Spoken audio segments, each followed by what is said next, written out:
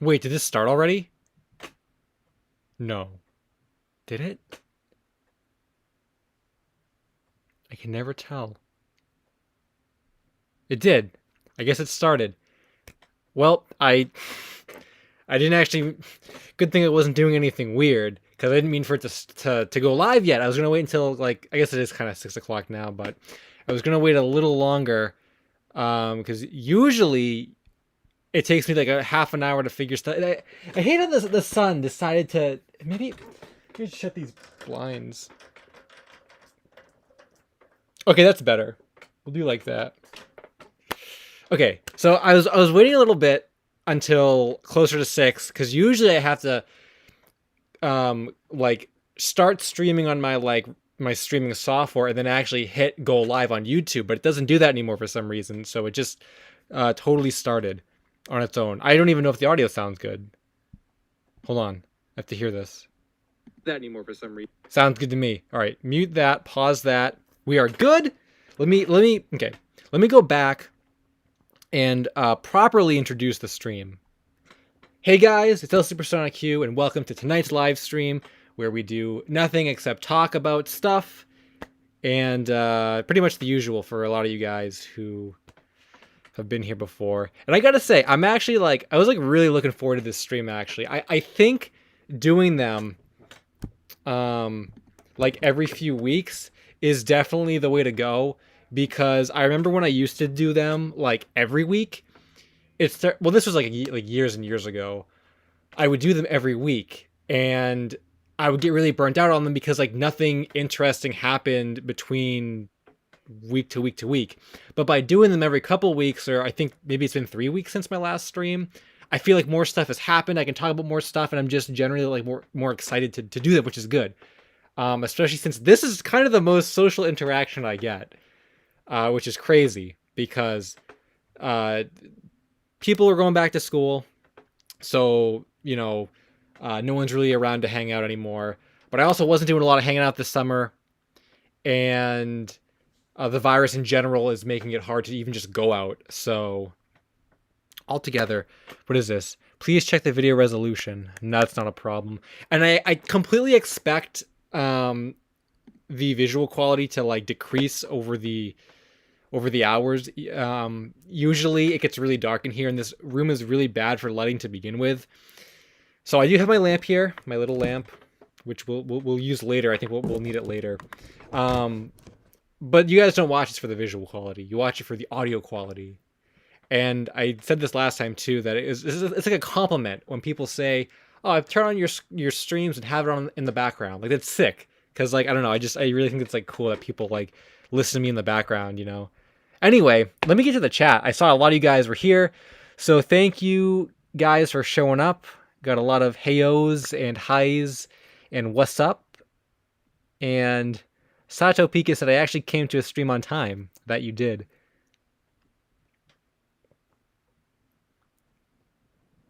Some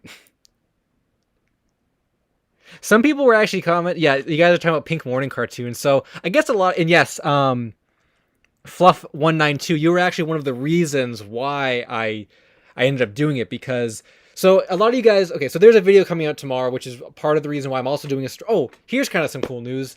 So right after the stream, and I know you guys, or some of you guys, like don't like. Maybe I never said this directly, but let me say it directly. Let me like. Okay, so. Oh, also, this is going all over the place. Last time I streamed, I came down right to the wire with battery on my computer. So I was dimming my screen. I'm going to dim my screen this time to save on battery when I'm not reading the chat. So if anyone donates a super chat and I miss it because the screen is dimmed, like let me know who sent the chat. But I think we'll be okay with that. I won't dim my screen too much, but just in case. Okay, so what I was gonna say was, so I know a lot of you guys don't like the premieres, but I really want to make Lost Media like a spectacle again. Okay, like I want it to really be as popular as it used to be, and lately it really hasn't been. at least from my experience. And when I say lately, I mean the past like year or 2 years, right? So I finally decided like, maybe that was part of that problem was my problem too, because my content maybe wasn't as, the topics weren't as strong, and I wasn't really on the Lost Media Wiki forums. I've never really been on the Lost Media Wiki forums, I guess. I mean, I've had an account there for a long time, but I never really like used them very much, aside from when I was in a big search like A Day with SpongeBob. That's where we would go to talk about stuff. Anyway, though, I feel like I really, really want Lost Media to become more popular, and I think part of how I can do that is by doing my videos as premieres, because it makes them like a more grand experience. It makes it more of a big deal. So, and also I feel like when I do premieres, I know some people say the notifications get messed up, but to me, and based on the view counts that I can see on my channel, the fact is, when you can see a premiere page, okay, when a premiere page sits on my channel for like 12 hours, it gets more people to notice it while it's sitting there, and they think, oh, okay, El Supersonic Q is going to do a new video. I'm going to like make a mental note of this and watch it later, or, whatever. Whereas when I just spot release a video, if that spot release doesn't show up in people's notifications, or if they just like miss the upload or something, like that's it. Then they're never going to see it if they don't think to check the channel, on top of all the other problems YouTube has. But by doing premieres, it sits there for like 12 or 24 hours, and it gives more people a chance to make note that, oh, El Supersonic Q is going to release a new video. So that's why I choose premieres, on top of the fact that I think they're just a bigger spectacle. Anyway, what I was saying is, after this live stream, my new video is finished. It's done. It's came out amazing. I'm so happy with it. I'm going to put the premiere page live right after this live stream is up, so you guys can camp the page and get excited for it. And a lot of you guys probably guessed what it is, and what I was saying earlier was, oh, okay, I'm glad I put my screen my screen up. I gotta check the super chat first. From Edits of Italy said, hello, I would like a Peanuts Madhouse short video. The short was apparently in Tokyo, but never was found? Wait. Okay, I don't know anything about... Okay, first let me add you to the thing. We gotta do that first. So thank you for that. Edits of Italy. Let me add you to the thing, if I can find where this thing is.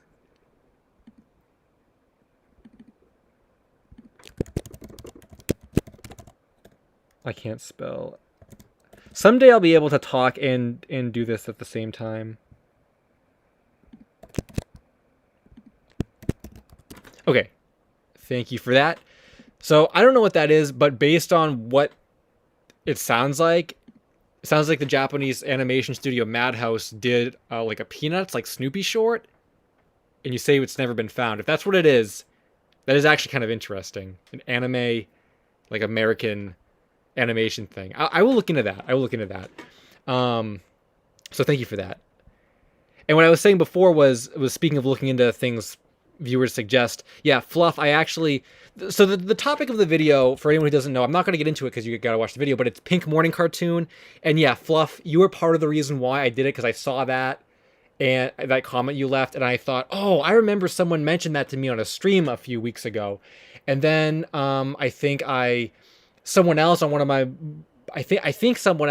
the Cartoon Lost and Found video I released last week also commented about it, and then I went to the Lost Media Wiki and saw that on the threads, the forums, there was a thread that was like 22 pages long, which is much longer than any of the more recent threads on there. So I thought, you know what, you want to know what? I think we need to do a Pink Morning Cartoon video. And also, no one else on YouTube, except, okay, no one else on YouTube, let me finish before I get corrected. No one else on YouTube has done a Pink Morning Cartoon video before, which is surprising considering how popular it got, except in, I want to blame it on Jorge's more recent Lost Media, like, collective videos. He did mention it, that it was a search going on. But I think he made mention of that before we came to a conclusion on what it really was. So my video has some new information in it that... well, I guess you could, if you read the thread, you would know about it. But if you don't know anything about it or just watched Jorge's video, I believe my video extends beyond that with new information. So you'll definitely want to check that out. And that's going to go live tomorrow, I think at 5:30. So really, really happy with how that video turned out. It was a really great I think the topic was just really good and interesting. Again, I don't want to get into too much because the video kind of covers it all, but it was a really good topic, and I actually downloaded Jax Cheese's new album. So Jax Cheese is like, I'm friends with him, and he does music, and I use it in my videos, and he released a new album on his Bandcamp, which is Jax Cheese on Bandcamp. So you can go check him out. All of the links to that are in my videos. But anyway, he released a new like compilation album recently, and I hadn't listened to it yet. And I needed some more some new tunes for my videos. You know, I've used a lot of his older stuff quite a bit because it's so good. But I didn't feel like any of it really fit the Pink Morning cartoon vibe. So I went to check out his new stuff, and it was perfect. Exactly what I was looking for my video. So altogether, like it came out really, really good. I was so happy with it. So I hope you guys enjoy that when it comes out tomorrow. So I missed 900,000 comments. I just counted them all.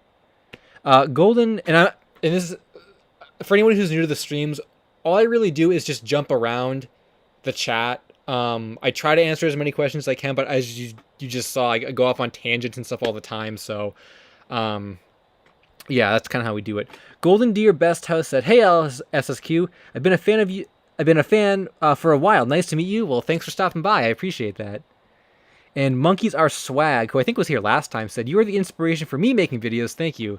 That's sick. That is, I still really enjoy hearing that. Mostly because like, I don't know, like I just feel like, and I'll probably get into this more when I hit 100,000 subscribers. I want to do a bunch of cool stuff for that, but I always feel like, you know, before I like, you know, when I was just a really, really small channel, and like I would watch all these other channels, and like they would be my inspiration, and now for me to be other people's inspiration, it's just like really cool to be that for people. And even back in the day when I was doing my clay videos, I used to. Well, I can actually show some clay right here, actually. So for anyone who doesn't know, you might not be able to see this very well, but I used to do. You can. The light's like really bad.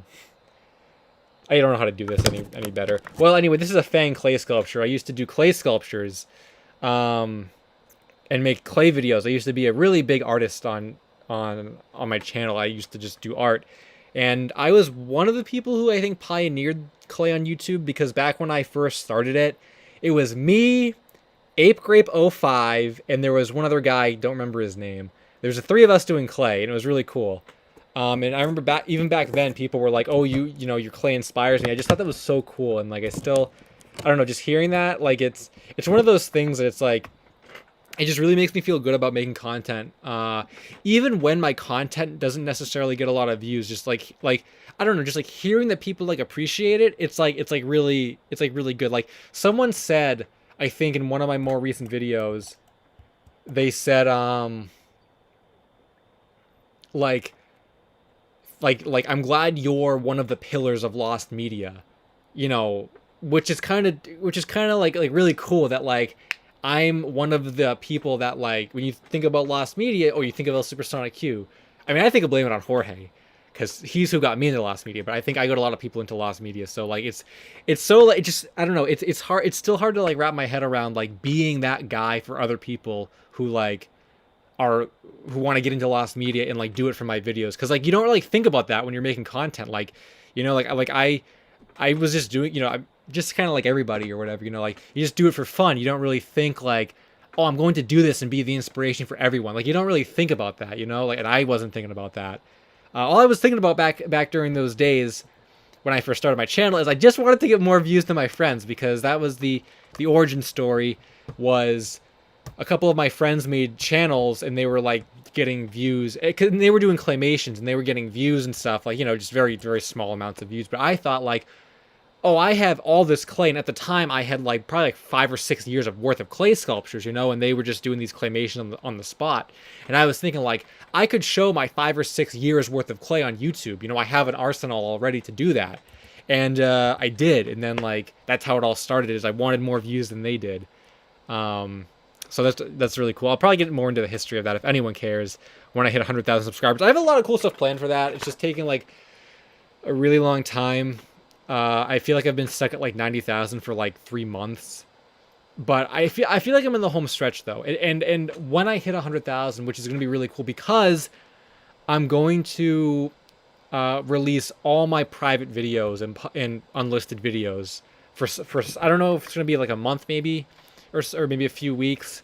But I'm going to like unarchive all my videos as like a celebration, like El Supersonic Hugh's Lost Media for all you guys to check out. So I want to do that.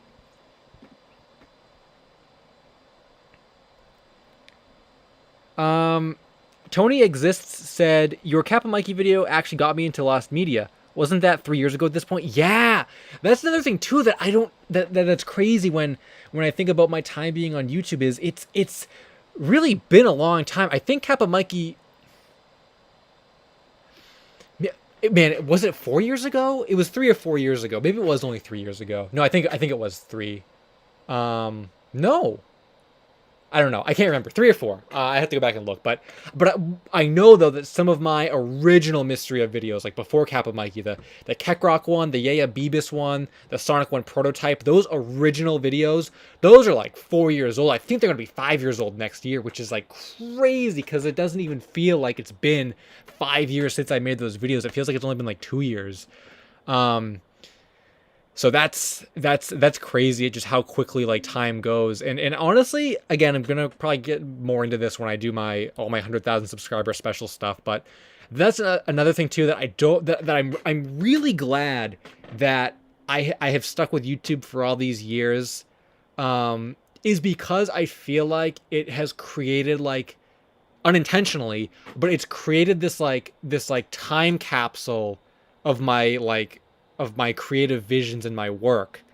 Like, yeah, I still have all these physical clay things here, right? Like, well, a lot of them are actually broken now. I mean, I've been meaning to repair a lot of these. Okay, wait, does anyone remember this guy?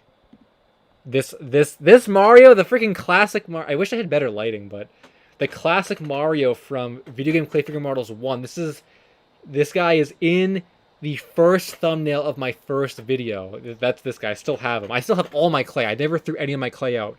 This one didn't break at all, but like, I remember one of the problems that I had with all this clay is, I had it all set up, I think. It was on a table or something, and I think I wanted more room for other things, so I packed it away, or some of it I packed away. But then when the flood happened at where I lived last year, we had to just like put everything in boxes as quickly as possible, and so I had to just throw all this fragile clay in these boxes, and I did not pack them away very well, and they've just been sitting in boxes for probably like a couple years. And recently I dug all of them out. That's why I have these here. And a lot of them, even though they weren't really, because the clay is fragile and breakable, but even though they weren't really like being thrown around or tossed around or whatever, just sitting in the box, like the way that they were, I think it really like just damaged them over the years they were sitting there. So I have to like repair like all my clay. I've been meaning to do a big like repair on all that stuff. But what I was saying though is there's all that clay, and yes, I still have the physical clay, but and like the clay itself sort of brings back memories of because I can remember when I made all this stuff. Like, see, tangents. I told you we have tangents on this stream. So like, this fox is from Star Fox Assault. I made this out of a bacon bend clay, which is different than the regular Sculpey clay. It's a little softer. And I remember I made this probably in the mid-2000s. Star Fox Assault was my first Star Fox game, and I made a Falco to go with this, and I still have them in the box somewhere. But like, I remember making this for that reason, because I was a fan of Assault. There were no Fox figures at the time. Like, I distinctly remember that. Same thing with this Mario. It was probably sometime before the Fox, but I made it because I think I was starting to get into, so this is probably like 2007 or so. I was starting to get into sculptures that relied more on in-game artwork and in-game models rather than just like, oh, I'm going to make a Sonic off the top of my head. So this was one of the first ones for that. I wish you guys could see this, but maybe I can open the blinds again. Hold on. I didn't want like all that like, just that, no, that's not gonna work unless no. Freaking shades. Anyway, and this guy, this bark, was from my Sonic the Fighters set, which I made, I think in the summer of 2006. It was one of my first sets that I ever made. I made all the characters from the game. And it was a really big set, pretty revolutionary at the time. He's missing a lot of details, but anyway, what I was gonna say was, I have all this clay, right, and it's all here, and I can remember like making it. But the thing about it that I really, really enjoy, the fact that I turn them into videos, this clay into videos, is that like I can go back and watch those videos, and I can like read the descriptions in the videos, or like the text I would type in the videos, because I didn't use my voice back then. Or there were some videos though back then where I did use my voice. I guess what I'm trying to say is like it's like a time capsule into like the way I used to type, the way I used to talk, the way I used to like animate. Like if you go back and watch some of my earlier videos, I used to do this series of clay videos called the In-Depth series, where I would show my clay in like a vlog style kind of. And my voice is so much like higher pitched. It's not really like super high pitched, but it's like a little bit, because I was like, it was 10 years ago, and I stutter a lot and I say a lot, and I'm sort of more formal with how I talk. I was like, hello viewers, it's still Supersonic Q, and thank you for coming to my channel.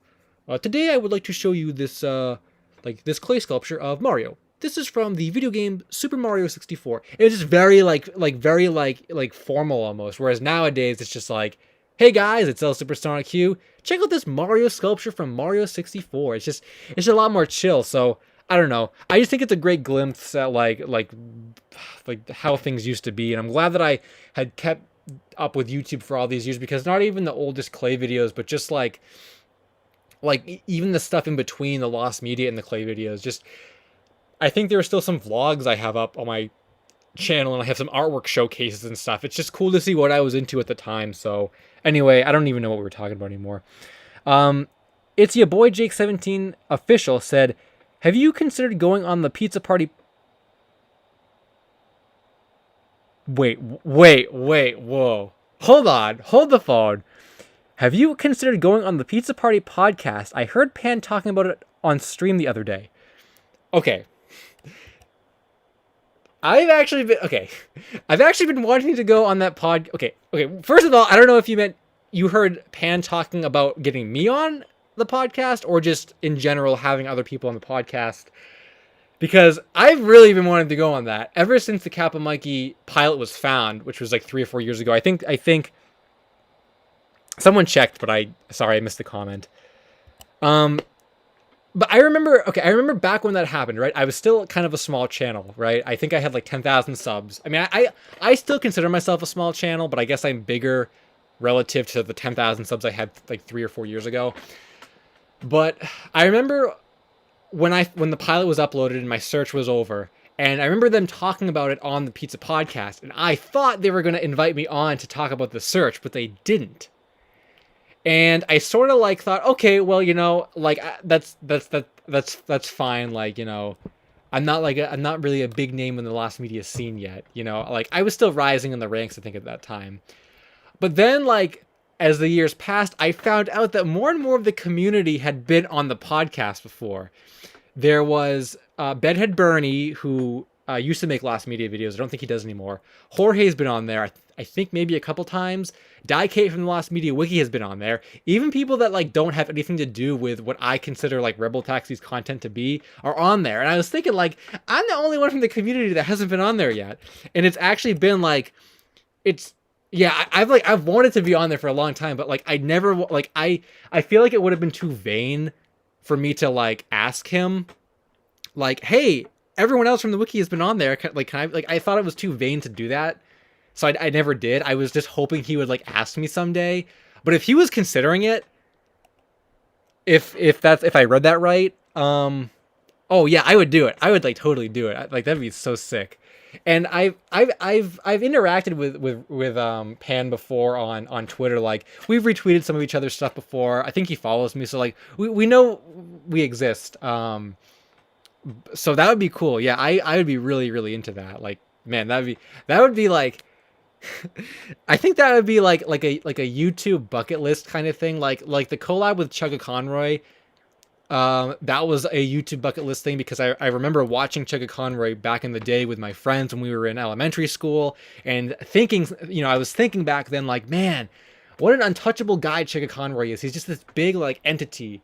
How do you I don't know. It was just this like surreal thing. And then all these years later, I had the idea for the Animal Crossing thing, and I thought like, you know what, I'm like well known enough where I might have a shot at getting a collab with him. So then I asked him, and then he said yes, and then that's how it happened. And it was like everything was perfect with that.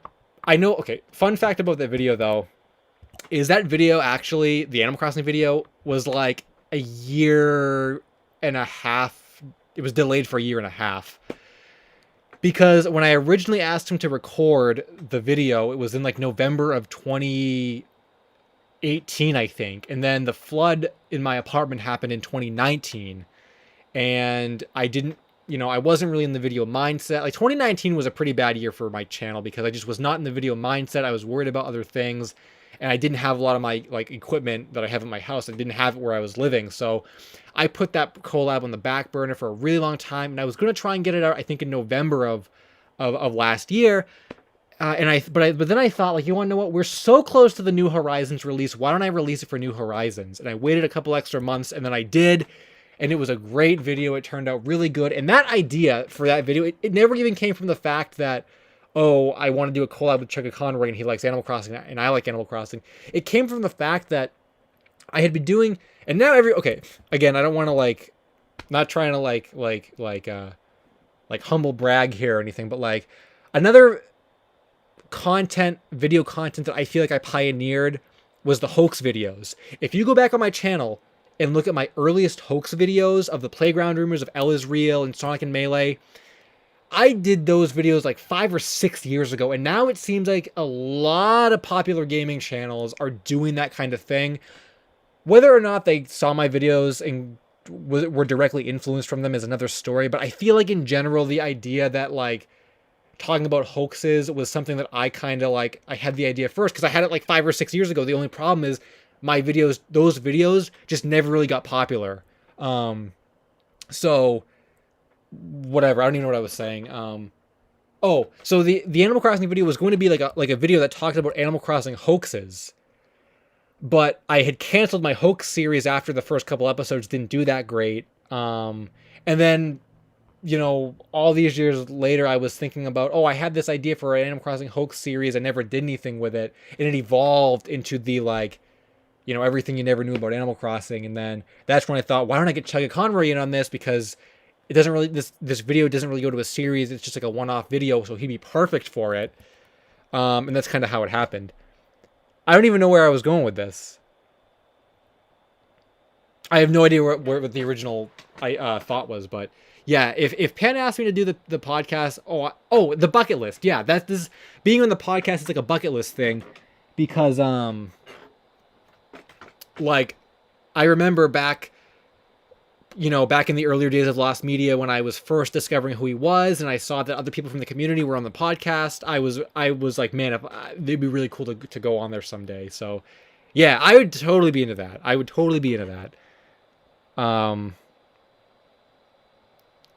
For sure.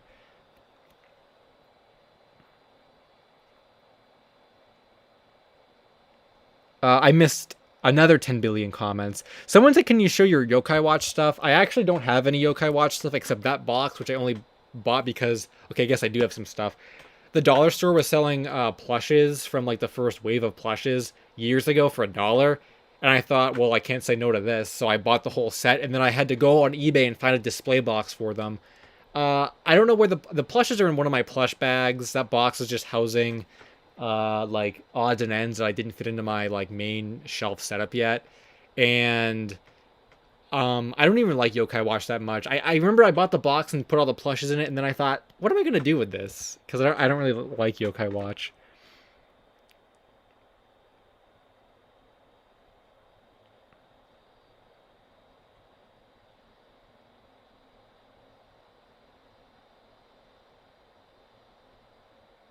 Yo, Elaine said the Animal Crossing video with Chugga is one of their favorites. That's really cool. Yeah, I was so happy with it. Yo, Ed Mario, what's up? Glad to see you stopping by. A Zaku64 said, "Hi, Sonic Q. I'm Isaac." Whenever I hear Isaac, I always think of the Golden Sun character because that was the first time I heard about the name Isaac. Oh, we're talking about Cartoon Network stuff. I wish I knew what the original Cartoon Network. Man, I haven't. I Cartoon Network and me. Well, I haven't even really. Well, I haven't like. See, I don't even have cable, so I haven't even seen Cartoon Network in years and years and years. But well, I guess I watched a lot of it when I was living at the my other location when the flood happened because there was cable there. But I don't have as many like opinions on Cartoon Network as I like. Well, I still have some opinions on Cartoon Network, I guess. But like, you guys should have seen me back back in the late 2000s, early 2010s. I was like, man, I was such a critic of Cartoon Network. Like, I was obsessed with like, I don't even know. I didn't really make videos about it. I just like was very critical of them, and I had all these like thoughts, and I would like go on these rants to like myself about Cartoon Network, and I think I typed a few like like they'd be like scripts for like videos, but I wasn't doing videos about Cartoon Network at the time, so I never used them. But they were like scripts on me just complaining about Cartoon Network, though back then there was a lot to complain about. And actually, I might have some unlisted Cartoon Network rant videos actually that might. I don't think I deleted those from my channel, so those might resurface when I release all my videos. Just Simply Gavin said, New Jacks 2.5 got listed on Toy Wiz, Classic Sonic, Motobug, and Golden Chow. I did not even know those existed because I'm still like a billion waves behind on all the Jack. Like, I haven't even found like the very first wave of Jack's Sonic figures. I never even found in the store. So I mean, I don't even know what's going on with them anymore. It's impossible to keep up with that stuff. Like, Toy Wiz is already on wave 50 and wave 1 hasn't even shown up in my stores yet. Like, it's just, I don't know, man. I've honestly kind of like fallen out of collecting the past few months. I don't know if it's just because I haven't been able to find this stuff, or I just don't have a lot of room to collect anymore, or I just realized that like spending like a bunch of money on like plushes just isn't worth it anymore. I mean, I still collect, I still buy some stuff here and there, but like, I don't know, something about just like video game merchandise is just, it's kind of at a low point for me right now. I'm just like not super invested in it. Yeah, so yeah, I don't know. I'll have to like look at that stuff later, I guess.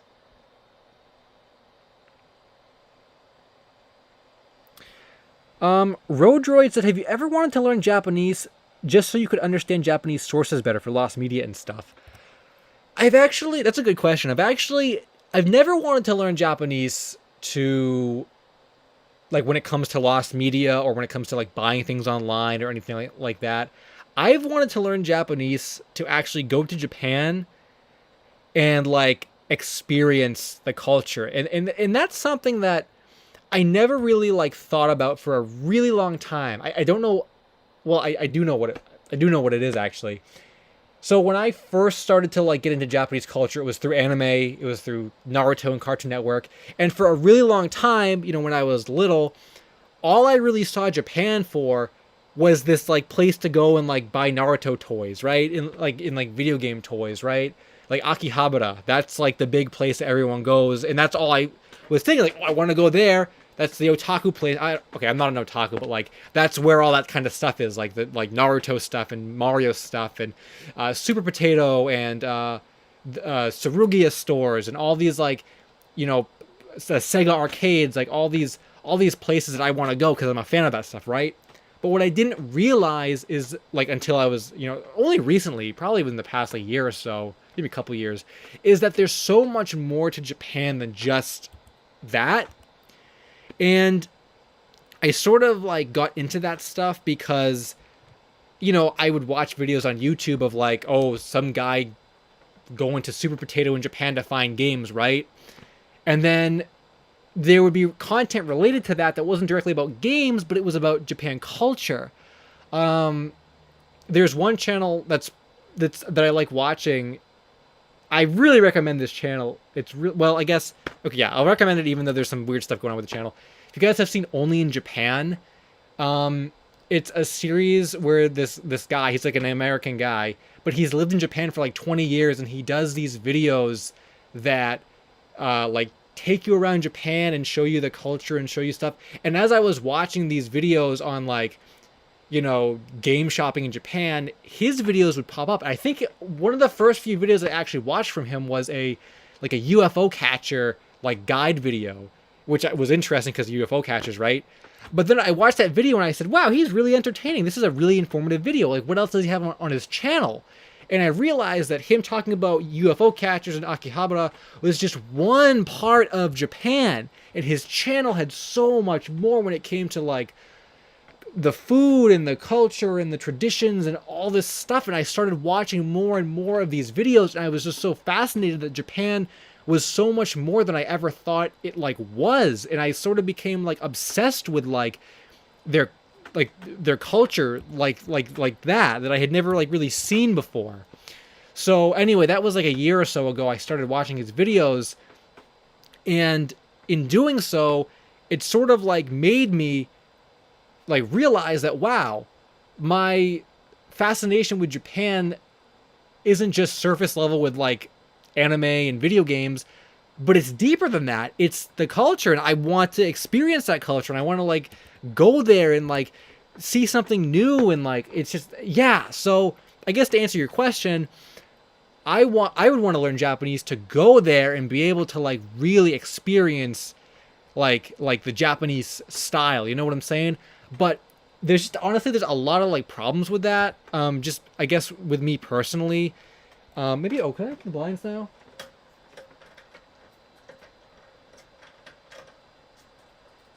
Okay, this is, well, I guess the back is really really bad, but I guess it's okay. You guys can still see my face. Wow, I hope that's not too distracting. But what I was saying was, I really want to do that. I really want to go to Japan, and I want to learn the language to do that. But the only problem is there's a bunch of issues, okay? One is the virus itself, right? That messed everything up. Who knows when travel is going to be safe? Who knows? Just, that is a whole complicated thing in itself. There was a lot of stuff in Japan that shut down and closed because of the virus. So that is one whole issue that needs to be taken care of first. Second is learning the language. Back a really long time ago, I tried to actually learn Japanese. It didn't, I had like Rosetta Stone. I didn't really get very far because I don't know what it was about it. I just didn't really find the program very useful. Wow, that's really weird. Like, I guess it's okay. You guys don't watch for the visuals anyway, I guess. I just wish I was positioned differently so the sun could be hitting like my face. I guess the light kind of makes it better. I'll just go with that. But yeah, the language, I tried learning it a really long time ago, and also, I don't want to like make the excuse like, well, I don't have time to learn that, but like, it's something I feel like you really, really have to dedicate yourself to, right? Like, maybe if I was going to live there or do something, or like, like do something in the country for a long period of time, I would be more determined to learn it. But I think personally for me, like obviously I like, if I went there, I would want to learn it because I don't want to be that guy that doesn't speak Japanese. But the thing is, and this is why I'm not gonna go probably, is because I just don't have like the mindset or like just the determination to like learn it, to stick with it and actually like become fluent in it, or even just to some extent, just to go there for like a week vacation and then like maybe never again. Like, you know what I'm saying? Like if I knew I was going to be there for a long time, or I had like a real reason to go there or something, like I would maybe be more dedicated to learn it. But like in my head,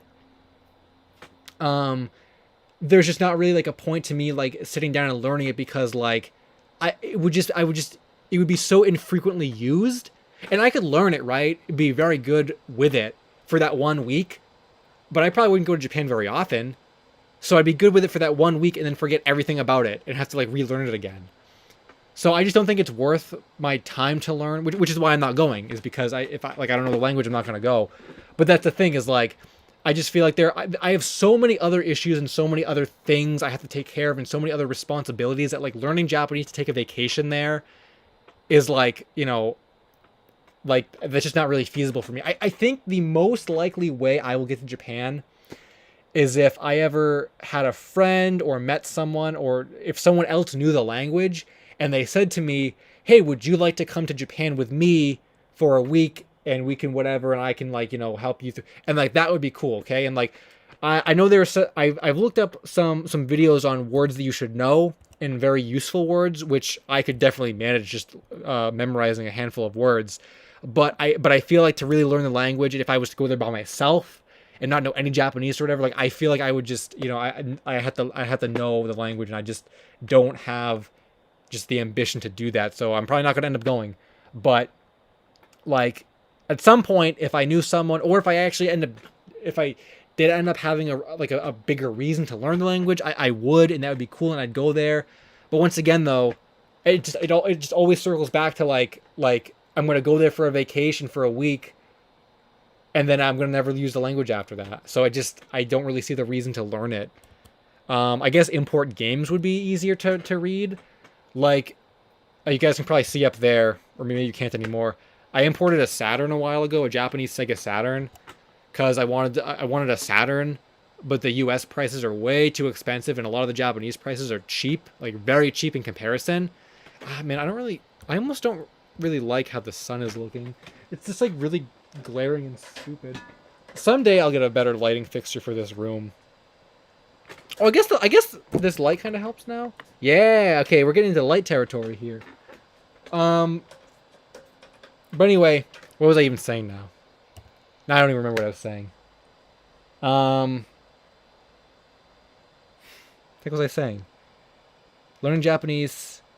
I lost my train of thought, but anyway, yeah, I don't know. There was your Japanese thing.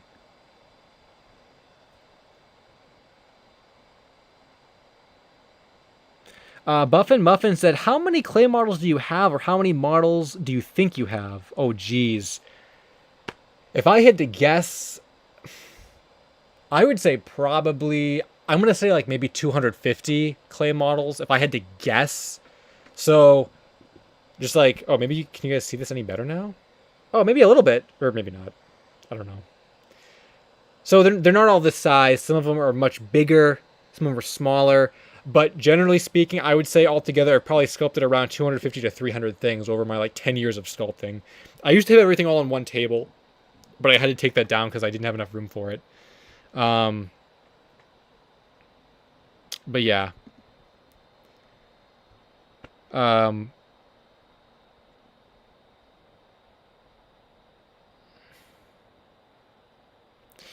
Yeah, I wish I had more to say about it, but it's hard to like put into perspective when I don't have it all to show. But I've made so many, and that doesn't probably even count the stuff I've made for other people. I was just thinking in my personal collection, but like if you count for stuff I've made for other people and prototypes I never finished, maybe we're pushing like, I don't know, like 330, 340. I just have so many. Oh, and that doesn't even count all the stuff from, if you count when I was a really small kid, we're going like 500 or, oh, hold on a second. Now that I say the word 500, I made a video like 3 or 4, or I guess this one would probably be like 5 or 6 years ago, maybe more than that, on my clay at the time, and I think the thumbnail said 500 plus sculptures. So did I have 500 plus sculptures back then? Where was I even getting that number from? Unless I was counting like every single individual little thing, which maybe I was, which if that counts, I guess. I'm gonna say 700. 700 clay sculptures. That's my new estimate. Knuckles fan said, "Can you mod a Saturn to play USA games?" I'm not like super familiar with modding consoles. I actually don't do mods at all, because if I wanted, I probably could have bought a US Saturn and did a region break or something.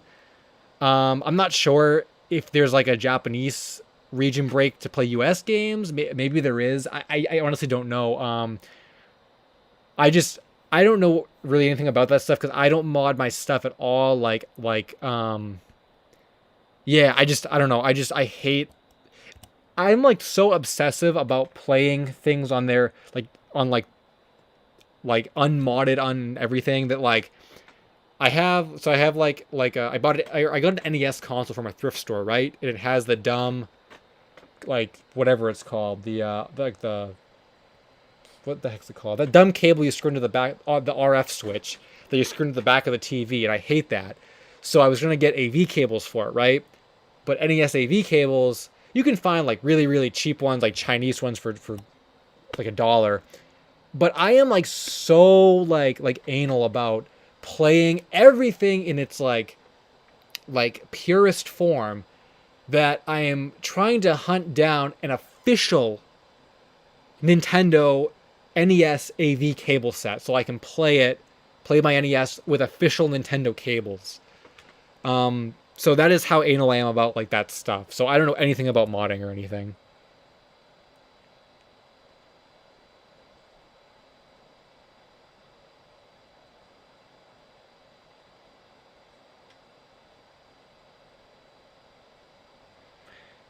Yo, Jane, what's up? Glad you could stop by. Jane is a classic viewer. Oh, Shemex2 is talking about Villainous. Yeah. I remember Cardinal was going to pick that up or something. I think they were going to pick that up. Trinity Summers said, hello, what's up, Trinity? Glad you could stop by. John Raleigh said, favorite plush? That's a tough one. Maybe, in my collection, it's probably the Knight's Chow plush. That's probably one of my favorites. But altogether of stuff I don't have, maybe the SPO Sonic the Fighters plush, because that's a very nostalgic piece. And I don't own one yet, because I keep missing out on them. Doctor Pickup Line, The Divine said, El Supersonic Q, any luck on finding anything from the infamous red alternate box art chaos from your childhood adventures? No, nothing on that. I haven't really looked into that since I told the story last on stream, but I've never been able to find anything on that, so...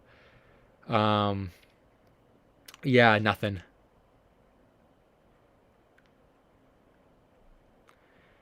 Can I speak any other languages? Trinity said. No. Well, no. I took German in high school. I was kind of okay with German back then, but I haven't used it in so long that I could not function in a German speaking environment. There's like a couple phrases I know, maybe a couple words I know. Okay, maybe I could function very minimally. But other than that, no, I don't speak any other languages.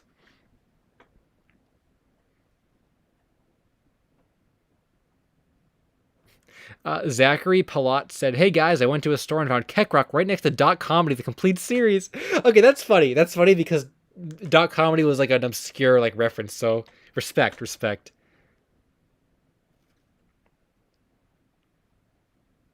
Purple Cat said, wait, we get Tinder stories once $40 donated. Oh, someone else has donated actually. Right as I read that, I saw the chat thing go up. Mega Fortnite Plays said, talk about this one Sega Sports. Oh, the Sega Sports film. I think I saw. Okay, first let me add you to the list. Once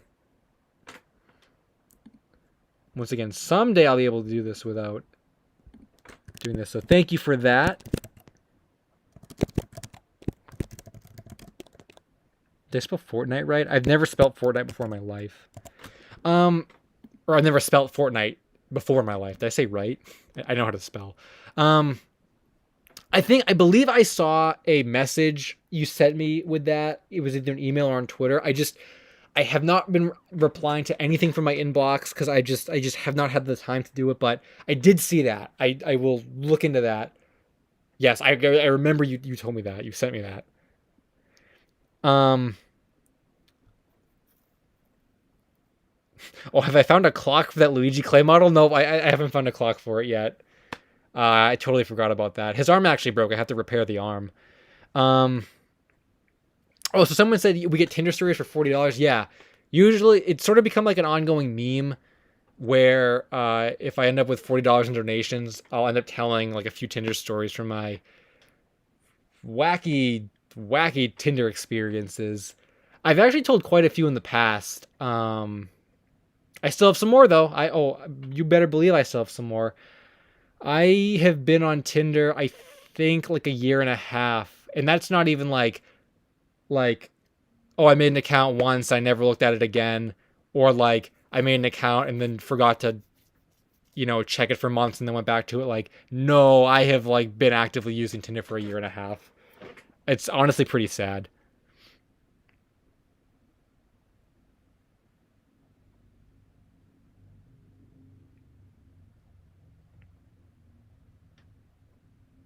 Shemex, I get that you're into villainous. I get it. Oh, okay. I'm gonna try and read your thing, Elaine. Your German thing.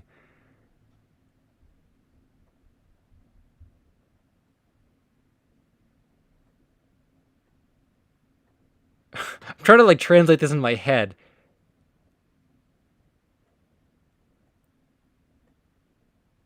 Okay, this might be wrong, but I think you're saying like um oh that's a funny you've learned the language of my homeland. Um do you understand this comment? I think that okay, if that's actually what that said, I'm going to be very very happy with myself. Um Let me know if that's what that if that was the translation for that, Elaine. I would be pretty impressed if that's what it was, and if it wasn't, I guess I look like a big goof. Jake P said, "Hey LSSQ, I got a seasonal plush of Sonic holding." Oh yeah, I think I saw that. I don't think that one had been documented before or something like that, so that was cool. Yo, Elaine said I did it. Yo, dude, I freaking know German. Holy crap, I didn't. Yo, maybe the thing is I can read German, but I just can't speak German. Like if I had to say that, if I had to like if someone like if you wrote that in English and said for me to say it in German, I would not be able to say it probably. Like a lot of those words I could pick out, I recognized, but I don't think I could form them into sentences. But reading it, I could read it pretty well. So that is something. That is wow. I learned something about myself every day, I guess. Jane said Tinder is high key depressing. Yeah, you better believe it is. Um, I don't know. I just Mr. Pickup Line said our poor Supersonic's love life became lost media. You guys don't even like know this, but I was gonna make a real okay. This is sort of like a lost El Supersonic Q idea. Maybe like a year or so ago, I was actually gonna make a video series that talked about like it was gonna be like a parody series that talked about like issues I have, and they're gonna be like mystery of. So like people always comment joke comments in my videos like the mystery of like where my dad went and stuff, but I was actually going to do a video series that was like the mystery of why I can't get a date on Tinder, and like the mystery of why my friend group never hangs out with me, and like stuff like that. And they were going to be like parody like satire videos, but I thought if I did them, like the majority of people would not understand them or get the joke, and I think with them having like the mystery of name, there would be another group of people who would like be mad that like this isn't lost media. So I decided not to do it. I didn't think it was like in good taste, but I did think about that. So it's funny you say that because yeah, kind of I guess my love life is a lost media. Um but yeah, no, I don't know. I almost feel like in a way like I actually like telling my Tinder stories because I think I said this last time. It's almost partially a way for me to like I don't know like vent about that stuff, but also partially like some like a way for someone to like I guess for you guys to like hear it. Kind of because I remember like a couple years ago. I think it was maybe a couple years ago, maybe last year. I started to feel like the friend group that I was talking to about like my Tinder stuff, and this was like a real life friend group. I feel like, you know, like I would tell them like, oh, like this, like this girl unmatched me, or or that happened. But I feel like they got annoyed with it, and I feel like the more I started to talk about it, I was getting ignored, and they were just kind of well, it's your own fault. You're on Tinder, like whereas it wasn't like that when I first started using it. So I think after a while they got like annoyed with it, which wasn't really my intention. It's just like I didn't have anywhere else to like talk about it. Anyway, though, that has nothing to do with this really. It's just kind of like a good coincidence that like I found a way to work them into my streams so like I can like tell the Tinder stories and not have to just like keep them to myself. Mario Plumber said, "Hey, LSSQ, love the stream, so it's unfortunate to see them be privated. So where you find if someone makes a stream archives account?" That's a good question. I feel like if someone had like a specific stream they wanted to see, like I think last time someone asked, they wanted this. There was a stream I did years ago. It was part of the LSSQ cast like brand. I think it was called like the Sonic 06 of live streams. I thought that one was still public, but I don't think it was. I did not actually make it public.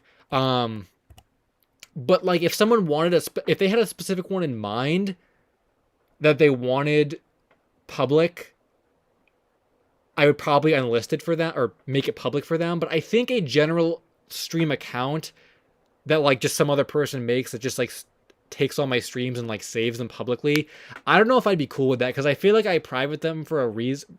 I mean, not really that like it's not like anything like, you know, it's not like anything like bad happens where like, oh, I accidentally said the address of someone, I have to like the stream can never exist. Like stuff like that doesn't happen. But I just feel like I kind of feel like streams only stay relevant while they're being made, if that makes sense. I know some of you guys like to rewatch them and stuff, and like that's exactly what you're saying, Mario Plumber. But I just for me, I feel like the streams like they just don't really need to be like out there and existing, right? Like I have a stream archive on my channel of streams that I feel like can be rewatched over and over again, and they have funny moments, or they're timeless for a certain reason, or they're something happened in it that was like really memorable. Like I pick out certain ones and put them in that archive so you can watch the best ones, but I don't know if I would want just like all of them being out there because like I feel like a lot of them just don't need to be out there if that makes sense. So I'm gonna probably veto that idea.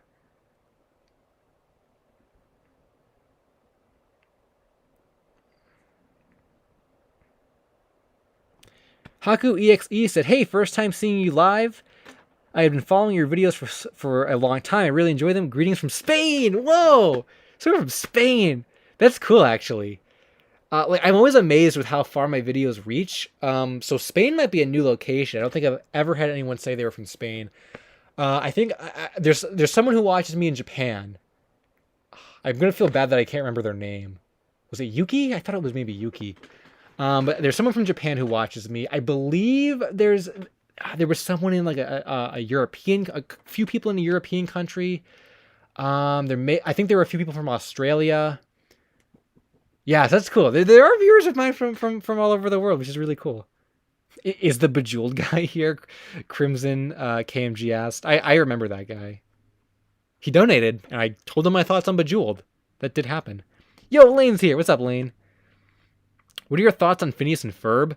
I was never really like super fond. Oh, also I'm really liking this like camera or like this is like the L Supersonic Q like early 2000s camera quality I was going for. I'm kind of glad the sun went away. We don't have to worry about the blinds anymore. But oh, and hold on before I get that though. Faulo59 said, "I hope I didn't miss anything like Tinder stories." No, Tinder stories are the very last thing if we hit $40. So you didn't miss any of that yet. But Phineas and Ferb, I remember like it being on Disney Channel like when I was a kid and stuff. Or not, I guess not a small kid, but like middle school, I think. It was a good show. I enjoyed it. I feel like though there were certain things about it that I just like didn't really like. I don't know, like I'm just trying to think like how to like properly like convey like I almost feel like Phineas was almost like too smart for me. Like he almost seemed like stuck up. He was so smart, you know what I'm saying? And like Candace was just like really freaking annoying with like her gimmick of like always wanting to like tattletale and stuff. And like I know that they tried to incorporate songs into like every episode, and sometimes they just seem really like unfitting. So I don't know. I have like mixed feelings about it. I know a lot of people really, really like it, right? And it's undoubtedly a classic, but it just was never really my thing. I'm trying to think of other Disney Channel shows that were on that I liked more. I think I don't even really like Gravity Falls, but I think that show was more interesting to me because it's more like there's more of like a mystery and stuff. Again, not that I was ever really into it, but I think if I had to pick between Gravity Falls and Phineas and Ferb, I'd probably pick Gravity Falls, I think. But I was never really a big like Disney Channel fan to begin with. I never really like. I was always like. I think when I was a kid, I would say I was probably a bigger Nickelodeon fan than Cartoon Network because I was really obsessed with like SpongeBob and stuff. Like really obsessed with SpongeBob. So I would say Nickelodeon. And then like when I started like growing up, I was watching more Cartoon Network because of Naruto and like Foster's Home and like those. I did watch the classics back in the day when I was little, but again, I was more of a Nickelodeon fan back then.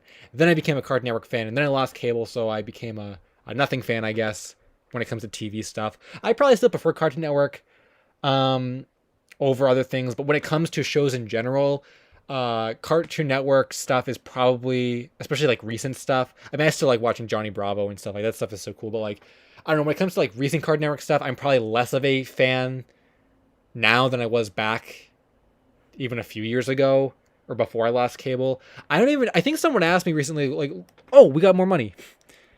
Let me read this. Yo, Paul. Guys, you guys know Paul. He showed up at, there was a stream last summer when I was at the place where, when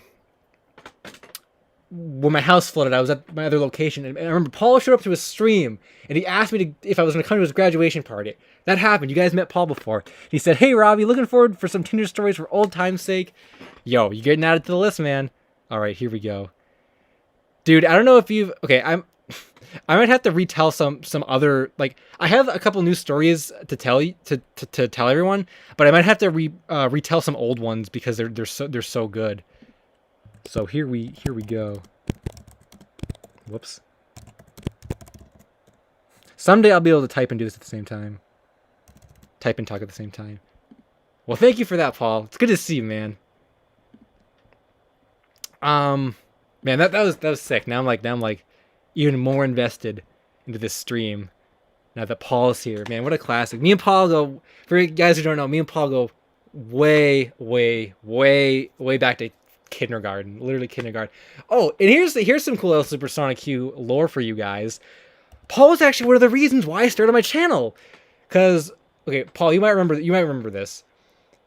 I know you remember Ryan. You and Ryan were the reason why I started my channel because you guys were doing the claymations together, and you guys were talking about, dude. Okay, talk about old time's sake, yo. Okay, you probably remember this. In middle school, we were in Miss Rhodes' homeroom at that one table at the front of the class. It was you, me, and Ryan sitting at that one table. That's where you guys were talking about YouTube, or Ryan was talking to you about YouTube, and that he had been doing claymations. He convinced you to make an account so you could do claymations, and I wasn't really friends with Ryan at the time. It was just you and him. So I felt kind of left out, and that's why I decided, these guys are doing YouTube videos and claymations and stuff. Why don't I get on this? And then that's when I went home and made my own channel. And I don't remember exactly when in the timeline, like I told you guys I had my account or any of that stuff, but that's how my channel started, and that's how we are sitting here today, chatting in a live stream. So oh man, what a freaking classic! That is man, good times. Oh my gosh.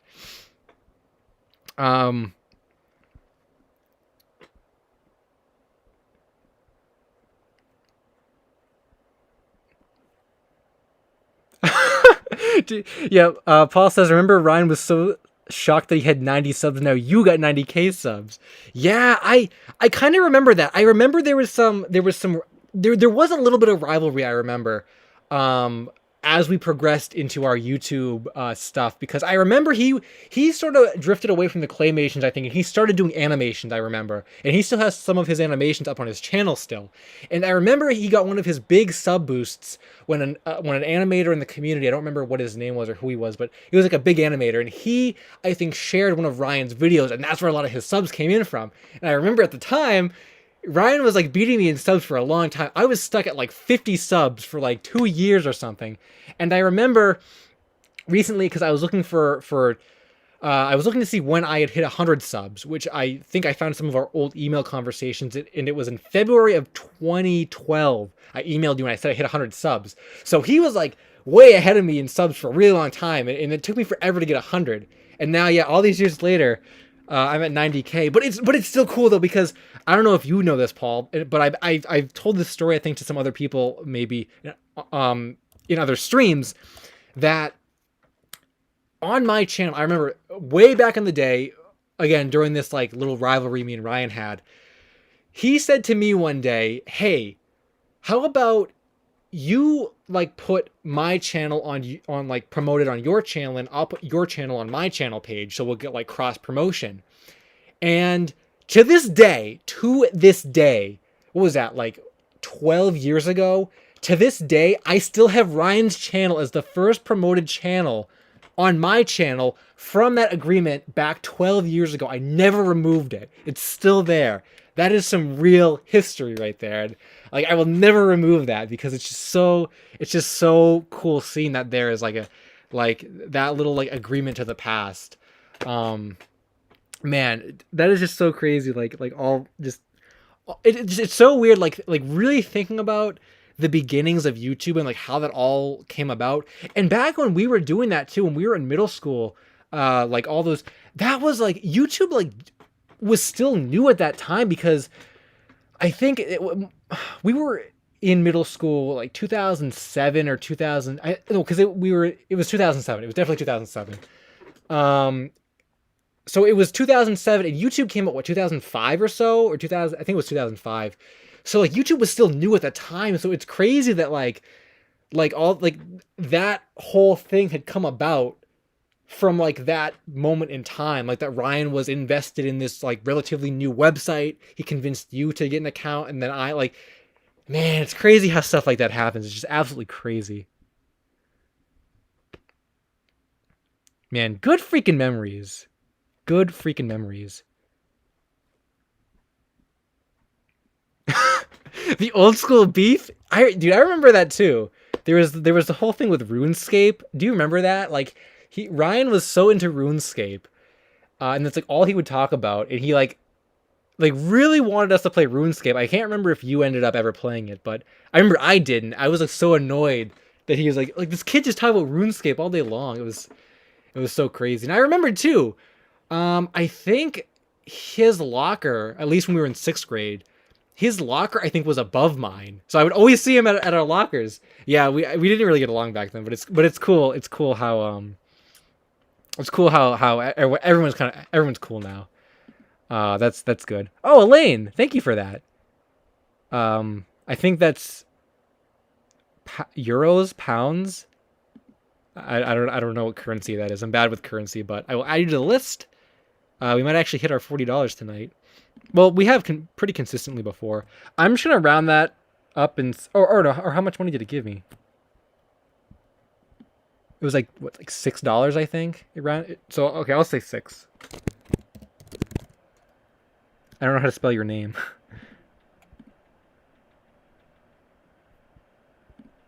No, don't open Discord. No! Well, I just hit the icon. All because I can't spell Elaine. Cool. Thank you for that. Okay. Someone asked. Okay, I think I was going off on a rant about Cartoon Network, but you want to know why that wasn't even important? Man. Good times. Good times. Back in middle school.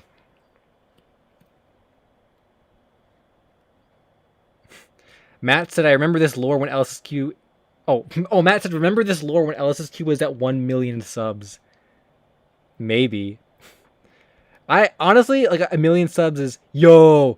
We got more from Alex Sanchez. Said, love all the Lost Media vids. Keep up the good work. Thank you for that. I will add you to the list.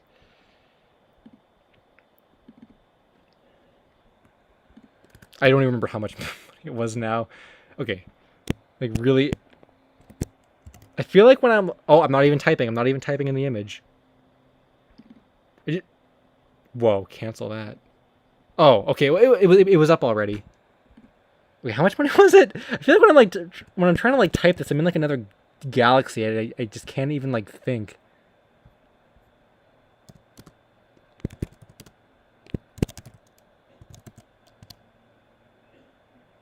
Okay, we're good. Cool. We're good.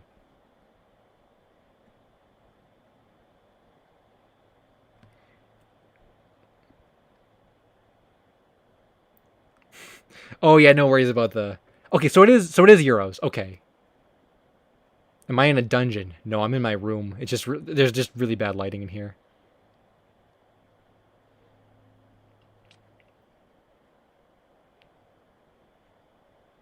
The school memories stream. Honestly, okay. Honestly, like I feel like I'm getting so old, which like I'm not freaking old. Like none of my friends who I graduated. Okay, for clarification, there are a couple different friend groups that like I have. So some friend groups that I reference are not the same, are not other friend groups I talk about. So my high school friend group, which Paul was a part of, we graduated together. None of us are old. We're not old yet, right? But I feel so. I don't know why. I just feel so old. I really do. So like honestly, at some point, like maybe we actually could have like a high school, or maybe not specific high school, but just like a high school friends stream. Not necessarily where we reminisce about high school specific. Well, there were some good memories. I'm sure that would make for good stream stories. But like just a stream that actually has just the people from high school in it. That would be really really fun. Honestly, I mean now I'm like trying to think of all kinds of like funny high school stories. I just that one was so vivid to me, and I always remembered it because it had to do with YouTube. But I'm sure there's so many other like wacky like I mean not like Tinder stories, but like things in that kind of vein where it's like, oh, this weird thing happened and like this other weird thing happened. Like, I really can't think of any off the top of my head, but that might make for a funny stream sometime.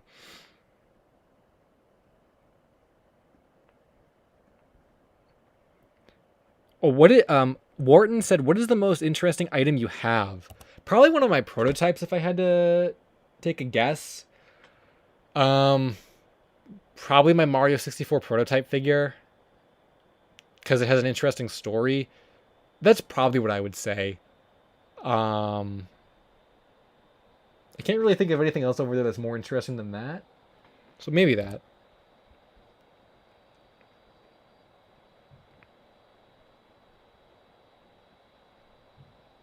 High school, high school reunion stream. We actually had a high school reunion recently, and I went to it.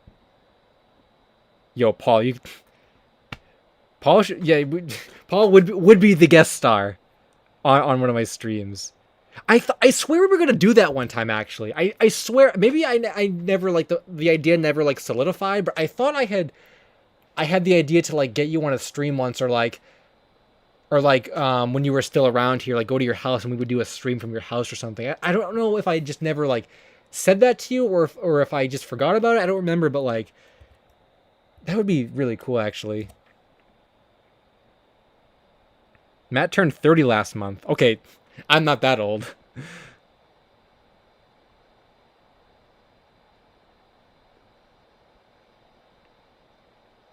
Sato Pika said 14 more dollars than Tinder stories. I'm trying to think if there are any Tinder stories like worth telling. Well, there's any stories worth telling that weren't Tinder stories that still had to do with girls, but I guess the whole gimmick is Tinder.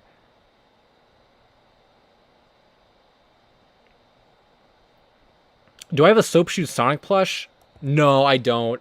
I kind of like blew my chance to get that years ago when like a lot of them would show up on Yahoo Japan. They used to go for like $100. I didn't have a lot of money at the time, so $100 for a plush was kind of a lot. But none of them were tagged, and I always wanted one tagged. But I should have just ended up buying one because I don't have one now, and now they go for $50 billion. But I don't really feel too bad about that because like I don't know. I have the Soap Shoe Sonic figure from Joyride.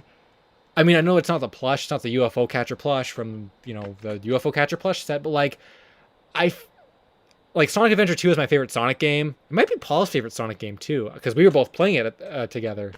The Chow Garden, but yeah, that game. Like I have the Joyride Sonic figure from that game with the soap shoes, and that is such a nostalgic figure to me. Like I had it as a kid. It's damaged and broken because I played with it, so I had to like super glue it back in the day. But like having that soap shoe Sonic memento is almost like better than like spending $1 billion on a plush that I don't really like care about. I mean, it's cool if someone's like, "Hey, here's a soap shoe Sonic plush for like $100 or 200." I'd probably pay up to like, if I could find a soap shoe Sonic plush tagged with the head string, I'd probably pay $250 for it. But like, it's not really like a sought after plush that I really want or anything. I still want the Sonic the Fighter's SPO plush. I still really want that. Oh, do I have any Naruto merchandise? Fluff asked. Yeah, I actually do. Back in the day, when I was a fan of Naruto, I was buying some Naruto stuff because Mattel, I think it was, they had an American Naruto figure series that came out. You could find them in like Toys R Us. I have a few characters from that. And I actually imported back in the day, back in the freaking 2005 day when Naruto was popular, when importing wasn't popular. I bought some Bandai figures from Toy Wiz, I think. They're great figures. I think they are the best Naruto figures that have ever existed. They sort of remind me of the SH Figure Arts ones, but they're almost exactly like them, but Bandai made them. And they're great. They're great figures. I've actually been looking into buying more, not just Naruto figures, but other figures in general. You probably can't see them back there, but on Twitter, I posted some pictures of them because someone saw them in a different video. I have a few figures of Lupin the Third, which is kind of a cool show. I don't really like it that much. I like the character of Lupin more than I do the show, so I have some figures of him. What else is back there? Oh, I have a Boruto figure. Oh, how could I forget about JoJo figures? Man, I am freaking obsessed with the JoJo figures, which is ironic because I only have one, and it's a Josuke, like, PVC figure from Banpresto, I think, maybe. And I only got it because I was at a comic book store and they had it. So it was right there and I bought it. It wasn't too expensive, but I really want to get a lot of JoJo figures. They're so cool, but like they're so expensive. You really got to hunt to get a deal on JoJo figures. So everyone knows like SH Figure Arts, right? Or Figma. They do like the Naruto figures and like, you know, like the Nintendo Figmas and stuff. But there's the company that does like the JoJo Figure Arts and Figmas. It's not called Figma or Figure Arts. They're called Medicos. So the JoJo Medicos. So Medicos like exclusively does the super articulated JoJo figures with the different hands and the different heads and stuff. And those figures they look great. And there's like 50 billion color variations for every character because you know how that goes with JoJo. But they're all very expensive, and the prices on them fluctuate constantly. Last summer, so I'm into Josuke, right? I like Josuke. He's my favorite JoJo character, and also probably my favorite JoJo, or JoJo. I really wanted a Josuke figure. I really like the design. He's really cool. And Medicos does a Josuke figure, right? There's only two of them. There's one in his standard color and one in his like pink color, like the color difference, right? Last summer, I wanted the regular color version, and it was going for around like $70 or $80, which I thought was too much money. But the pink Josuke was going for less. It was like 50, 60, right? My price point for those figures is like $50, which is kind of asking a lot, but sometimes you can find them for cheap. Anyway, I wanted the regular Josuke, so I didn't buy any, right? Fast forward a year later, I thought about it and I said, you want to know what? This is the only pink Josuke figure in existence. There are plenty of other Josuke figures with his regular color palette. So I said, maybe I will buy the pink Josuke and not get the $80 regular colored Josuke. But guess what? A year later, the pink Josuke figure has increased in value to like $160. Meanwhile, the regular Josuke has decreased to like 50, 60. So I was a year late getting the reverse of the figure that I wanted. And that happens with like every figure.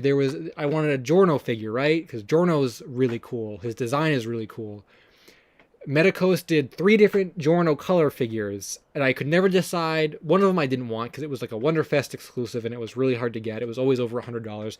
But they did a pink one with his pink clothing, and a blue one with his blue clothing. I could never figure out which one I wanted, right? And I finally decided a year later, I'm going to go for the pink one. Because I feel like you don't see pink Giorno in a lot of merchandise. I think the Medicos figure might be one of the only ones aside from a gallery figure here or there.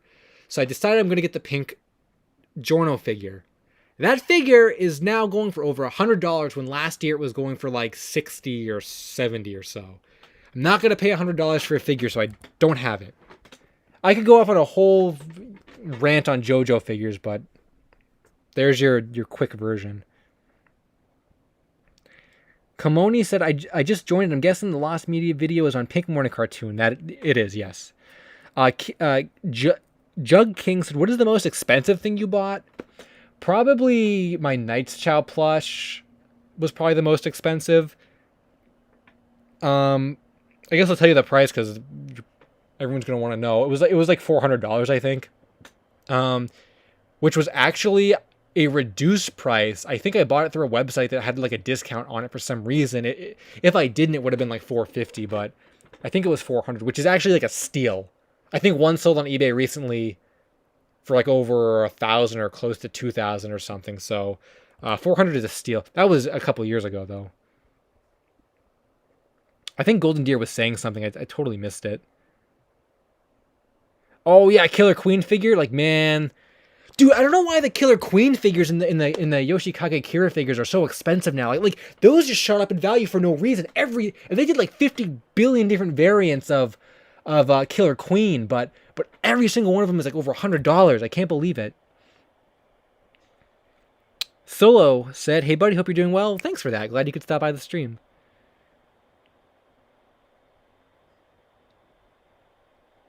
Round the $2.99 to $3. Okay, I'll do that for you guys.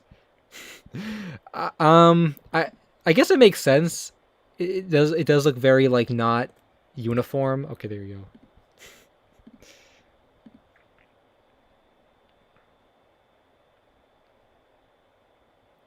go. Crimson said, my favorite JoJo piece I own is the Dreamcast game.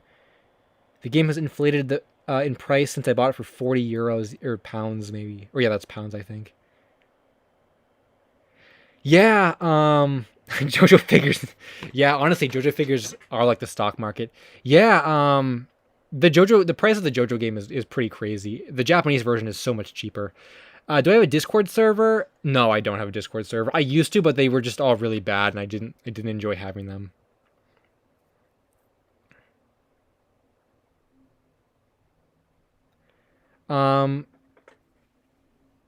Tifion Gibson said, hi, how are you? I want to know what your favorite collectible thing you own is. That is, man, it's probably got to be either the Knight's Chow plush or one of my prototypes. For sure. I feel like the Knight's Chow plush just like gets every single accolade in my collection, but like I wanted that plush for so long, it just like means a lot to me. Zachary is playing Crash Bandicoot on the Switch. I still have not checked out Crash. Do I know about SNK, the Ghost BYT said? I do know SNK.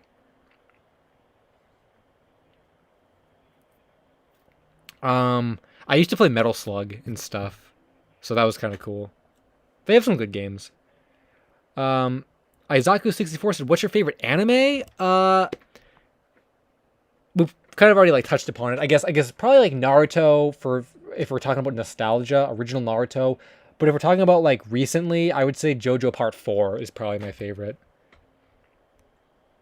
And I'm not gonna get off on a big rant about JoJo part skipping.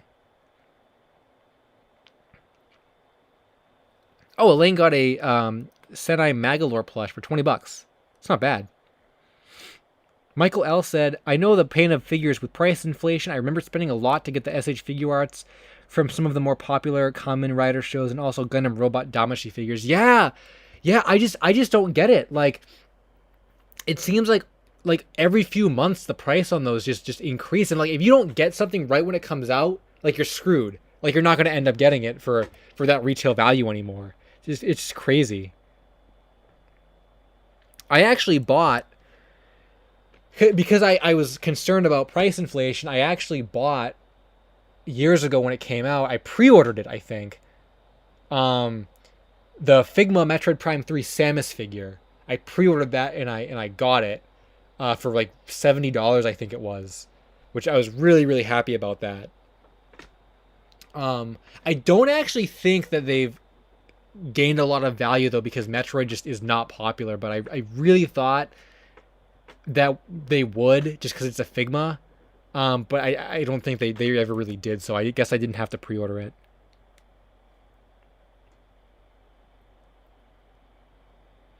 There's a YouTuber named Lane which copies my Lost Media video. Is that the Lane in the chat here? Are you talking about this Lane? Chris20XX said, do you like Guitar Hero? No, I never played Guitar Hero. I was never into it. I'm not into it. Nah. The Quarantine Gamer said, hi, you're awesome with your Lost Media videos. Well, thank you for that. That is what I'm known for, which is cool. Because Lost Media is cool.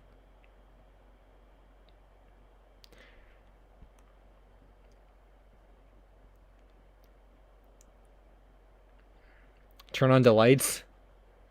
I can't. There are no lights to turn on. I really can't. Is it really that dark now? Oh, it is really dark. Usually I have 2 lanterns, but I only have 1. There are no lights to turn on. I don't know what to do. This room has like literally no lighting. And I feel like most people watch the streams for my voice and not to watch me. So I'm sorry. I cannot do anything about it. Maybe next time I'll think to bring in like a bigger light, but this room just doesn't have any lights in it. Oh, talk about how expensive GameCube games are now. I've been seeing a lot of videos about that. Man. Yeah,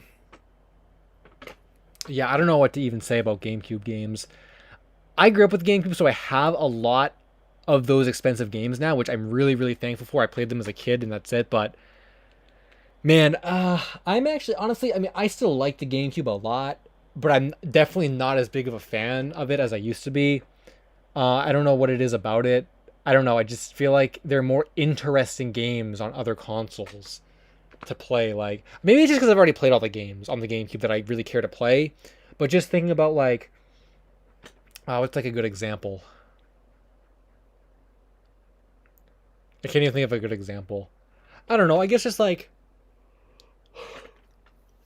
for someone that's already played all that stuff, it's like I don't know. It's like, you know,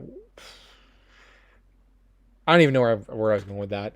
I just GameCube is something that's like just I've just been so much more interested in like other consoles. Like I got an N64 recently, and that's just way more interesting to me than GameCube. Probably because I grew up with GameCube and I already know all that stuff. But Smith Zero said, "Oof, just got done watching a different stream. Looks like I missed a lot." Well, I guess we've been going for an hour and a half, so yeah. Part 4 gang, yeah. Yeah, GameCube was always a little pricey, though. I agree. Nizui said, Ayo, just joined the stream. What are we talking about? Well, we were talking about GameCube games for a little bit, and then before that was JoJo stuff. And anime.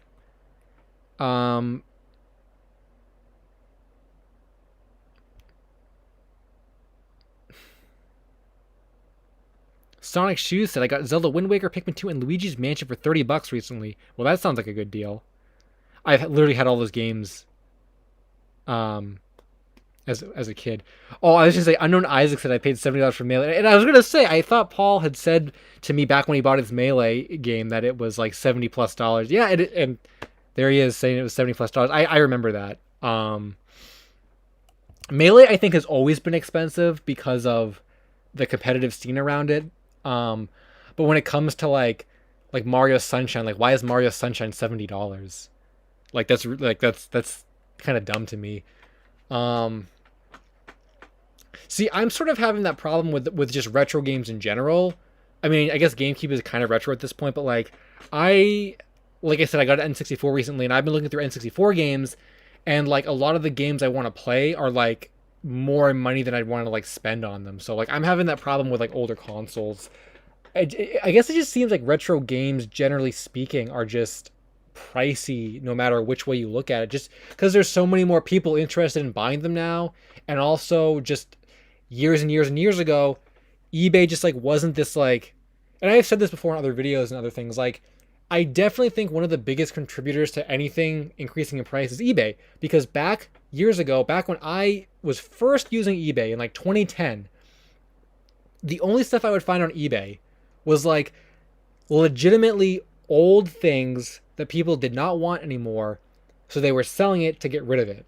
That is legitimately what was there. Now, I wasn't looking at game prices at the time, but like when it came to collectibles and like Mario plushes and figures, like classic story or classic memory, I guess, I remember if you type in Sonic figure on eBay right now, you'll get like 50,000 results, or maybe not that many, like 20,000 maybe, or maybe not even that many. I don't know. You'll get thousands. Back when I typed in Sonic figure on eBay in 2010, I would maybe get 50 results. 50 compared to like 5,000. That is a big difference. And why is that a big difference? Because nowadays, it's extremely convenient to either buy stuff and resell it, or just inflate prices because you feel like it, or just scam people in general on eBay because it's so easy to do, and people don't just use the site anymore to sell their old stuff. They use it as a side business. And in doing so, the price of everything is going to rise, on top of the fact that when you think to yourself, when am I going to go online to buy something? eBay is the first thing you think of. So all those things, all those factors together is why you get the big prices. And again, the general interest of all that old stuff anyway, and taking advantage of people who are into the scene and stuff. Like, don't even freaking get me started on like on the reselling of video game merchandise over the past like 3 years.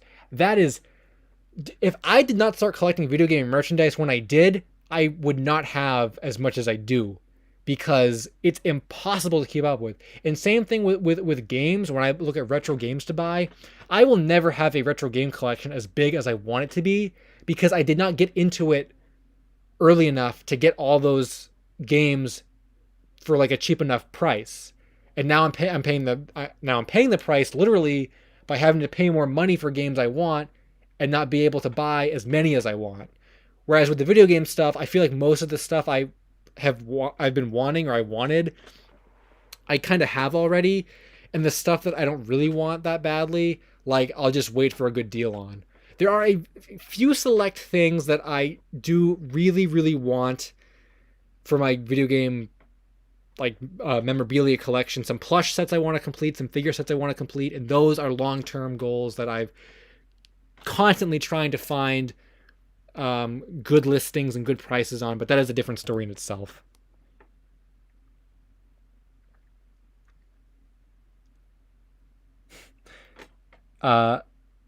Monkeys are swags. Have thoughts on the Toy Fair Loud House prototypes that were canceled? I didn't even know there were any.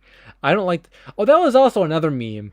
Is people used to say to me, "Do you like the Loud House on stream?" I don't know why people used to say that. I never gave anyone a reason to ask me if I like the Loud House. So I have no idea why people used to do that, but they did. So that funny.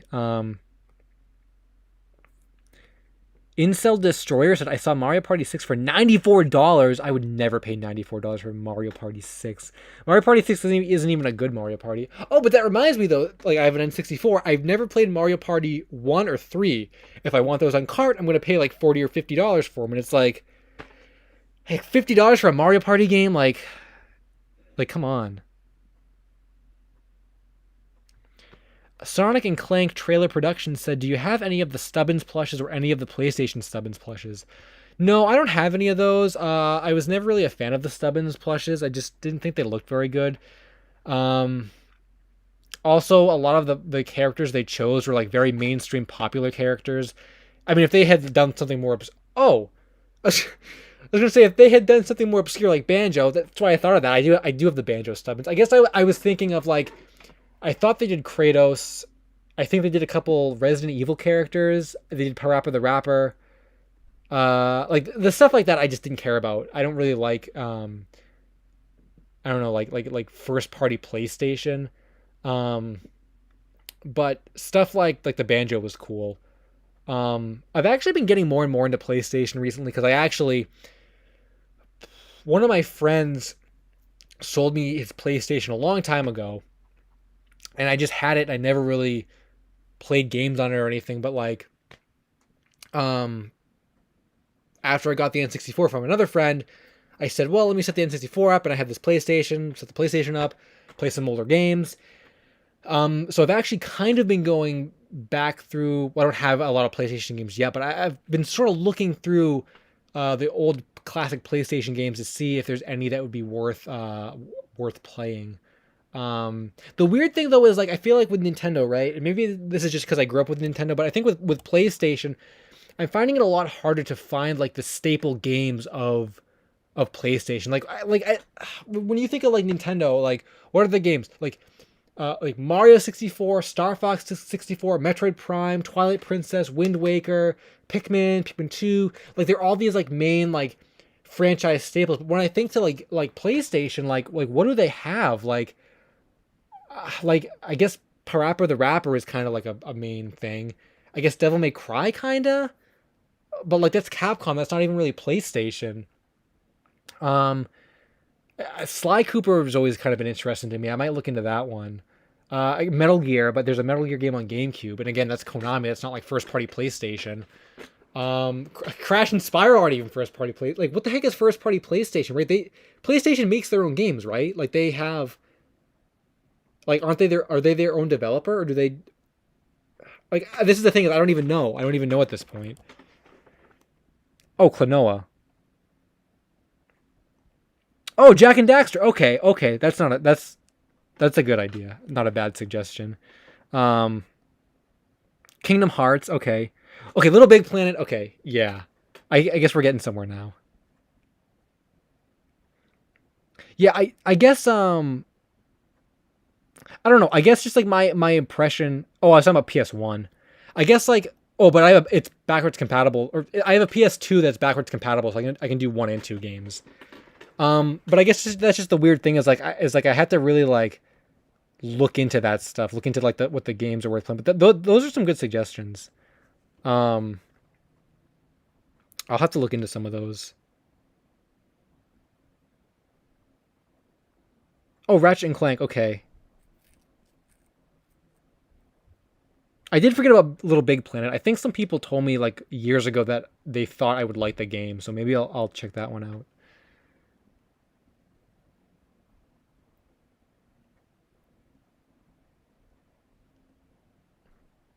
Okay, those are some. Oh, Ape Escape. Oh, Katamari Damacy. I have the demo of that on Switch. I meant to actually buy it on Switch, but I haven't done it yet.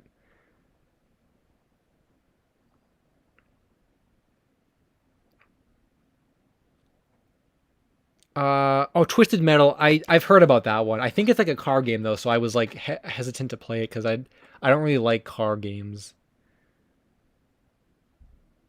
Borderlands. Not really a first person shooter guy. I think like the classics. Like I think like Katamari, Jack and Daxter, Ape Escape, Parappa the Rapper. I'll throw that one in there. I guess maybe Ratchet and Clank. Those are a good start. I might throw Metal Gear in there too. Those are some good ones. Um,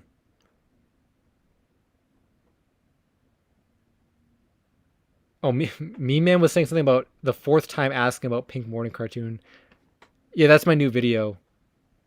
Is Pink Morning Cartoon.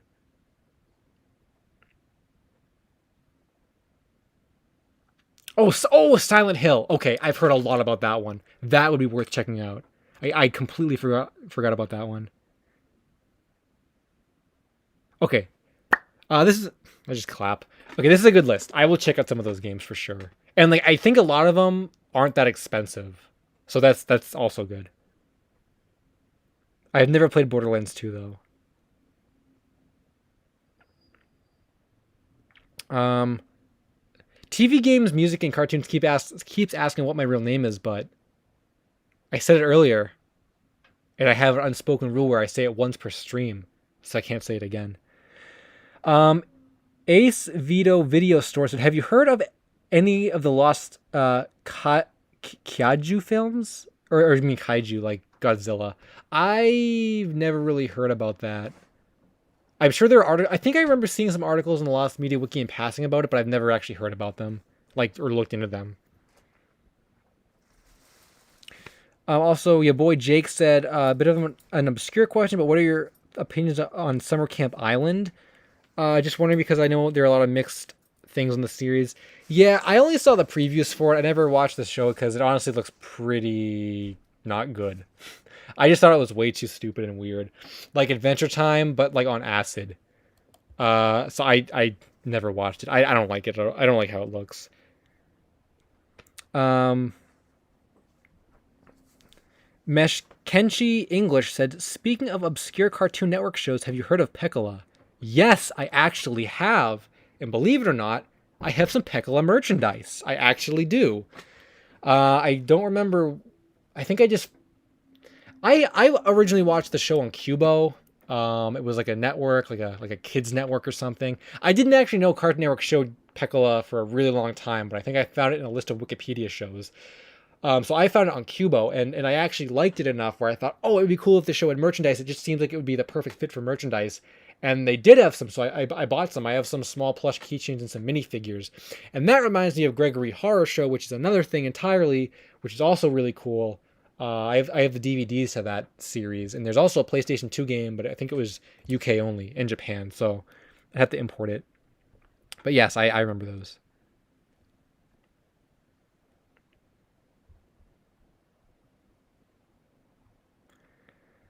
Um,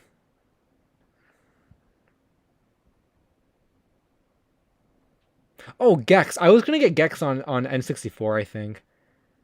Oh, Symphony of the Night. My brother played that through that. I watched him play through it. I am too big of a Rondo of Blood fanboy. I won't play any other game except Rondo of Blood from Castlevania. I know it's like a really dumb thing to like say, but like I don't know, man. Just Rondo of Blood was so good. That was my first Castlevania game. The bar is too high now. It's too high. Like I just don't find enjoyment in any other Castlevania game. It's only Rondo of Blood. Like that's it. Um, I know it's really weird. I'm not like a big Castlevania fan anyway, though.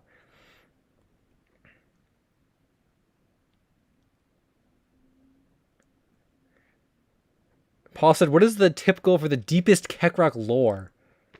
Can we even put a price on that?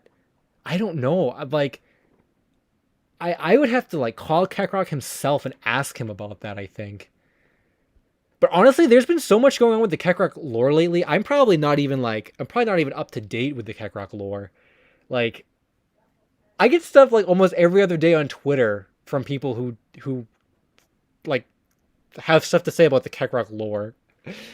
Maybe, man, what you know what? Now that I think about it, um, we actually can't possibly have a tip goal for the Kekrok lore because the only way to hit that goal would be to use crocodilers, not dollars or euros or anything else.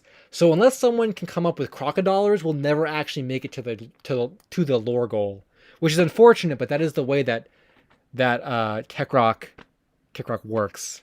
So, but you have to remember you can't donate too many crocodilers because then it'll lock you out of the lore. Just like in level 5 of Toasty's castle, you can't enter the castle if you have too many crocodilers and the game freezes. So don't forget about that.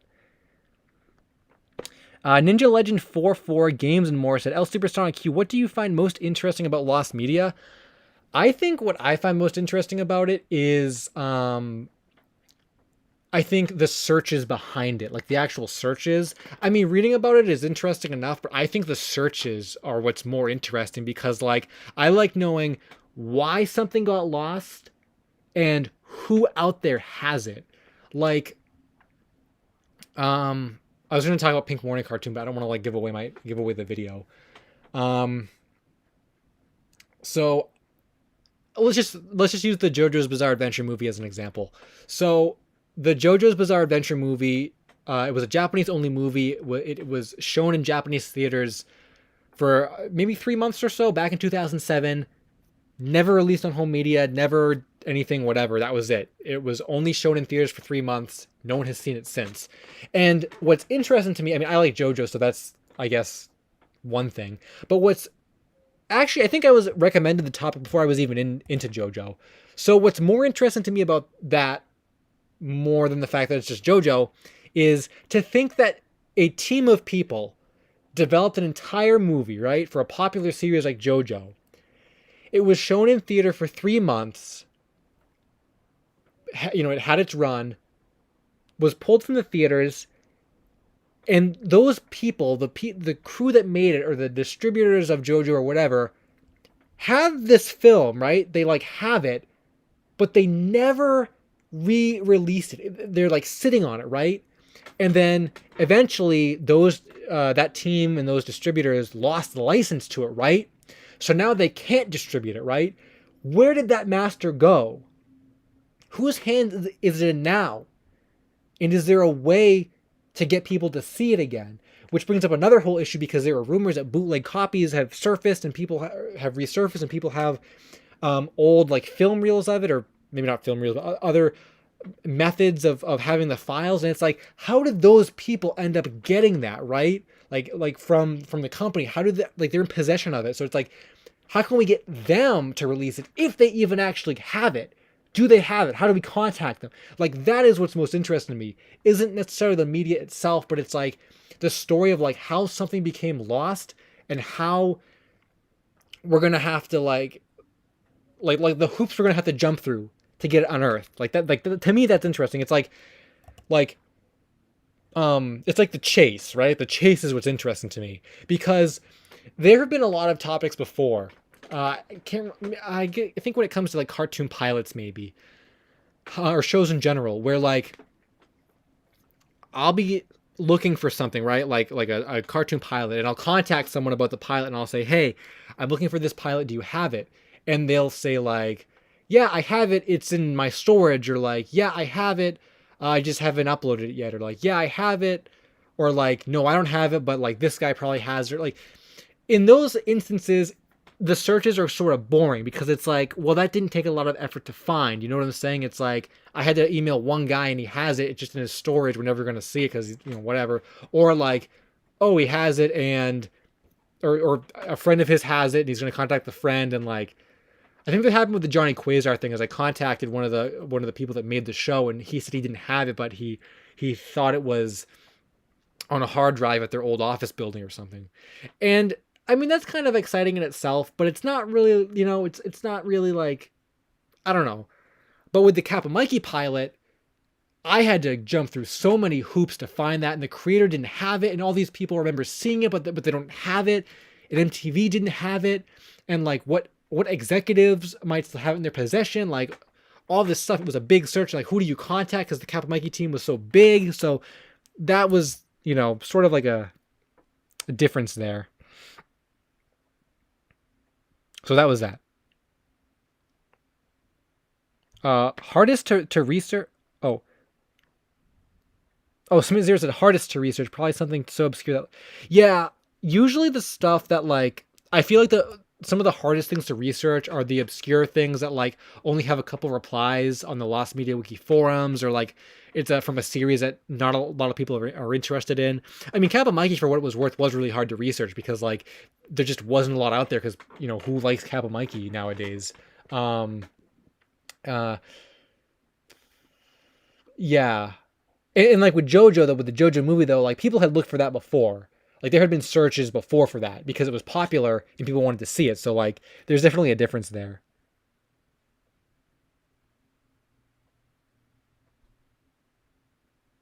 A Day with SpongeBob was a fun journey. Oh, you better believe it. A Day with SpongeBob was really fun. PK Deluxe, how's it going? Said Araki is probably the owner now. I don't actually know if Araki has it. I thought maybe that was debunked or something, or I don't know. It's been a while, but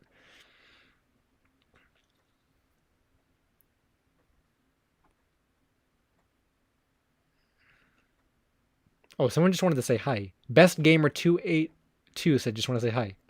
Well, hi right back. This Tom Holland, Tobey Maguire. I don't know anything about the Uncharted movie.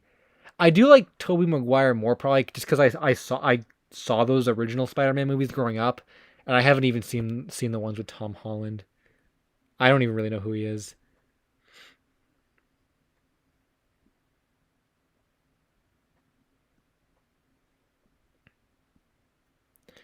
Any games from that are lost from the PS3 era? I don't think so. I don't know a lot about PlayStation though, so I couldn't really tell you. There probably are a couple if I had to guess.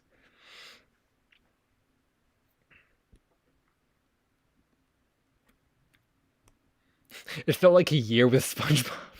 So that's a good one, yeah. Man, a day with SpongeBob is like crazy.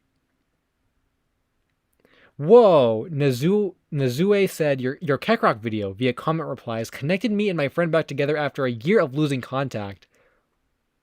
Oh wow.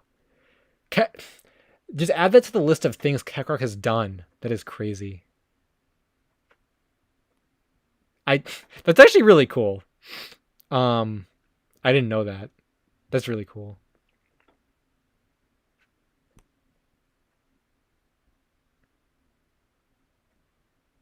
Tell us about your N64. Well, it's a black N64 or gray, whatever the standard color is. There's a black controller or gray or whatever the standard color is. It had an expansion pack already in it, which was great. It came with some games, including Banjo Kazooie, which was great. Um, and that is about it. It's pretty cool though. Like the controller was very strange to hold. I've never really held an N64 controller before, but it was. I'm slowly getting used to it. Um, but there's just the N64 library is really weird.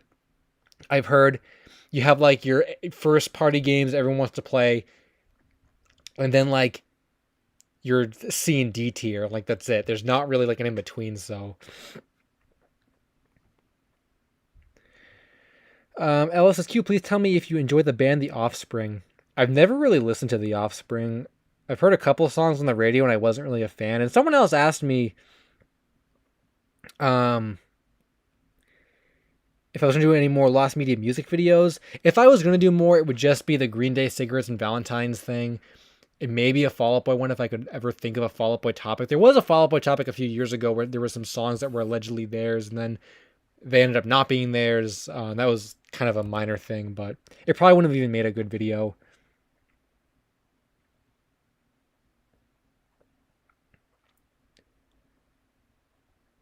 Incel Destroyer said, "What are your thoughts on the canceled Zelda DS game by Retro Studios about a male Sheikah and the creation of the Master Sword?" I have never heard of that about that before, but it sounds really cool.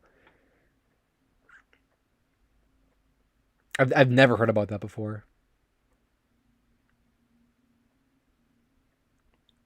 I might look into that though. That sounds really cool. And like Retro Studios, that makes it even more interesting. Parker Raider said the Kekrok video is what blew Alice's Cube up. In my opinion, I disagree. I think the Teenage Gary video was probably one of the bigger reasons for that.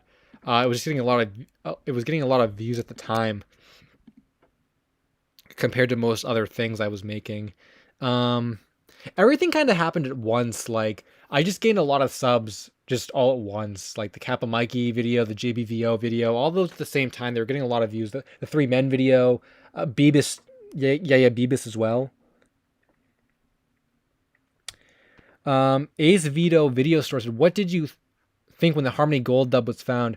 Someone messaged me on Discord when that happened. I was like, I thought they were like trolling me at first, or that they didn't actually have the real thing. I was thinking like, this guy is this is no this he's misled. But yeah, then I clicked that open and I thought, wow, like I can't believe that was found. And like I've just come across so much Harmony Gold stuff about like all these people who just I man, that Harmony Gold was just a mess. I tried to like make a video on it, and I like After I did the Frontier Enterprises Dragon Ball dub video, I was gonna do one on Harmony Gold, but like just that search was so weird. It's so crazy and so scattered. I just couldn't do it. Um, so the fact that they're found is a relief that no one has to go through that ever again.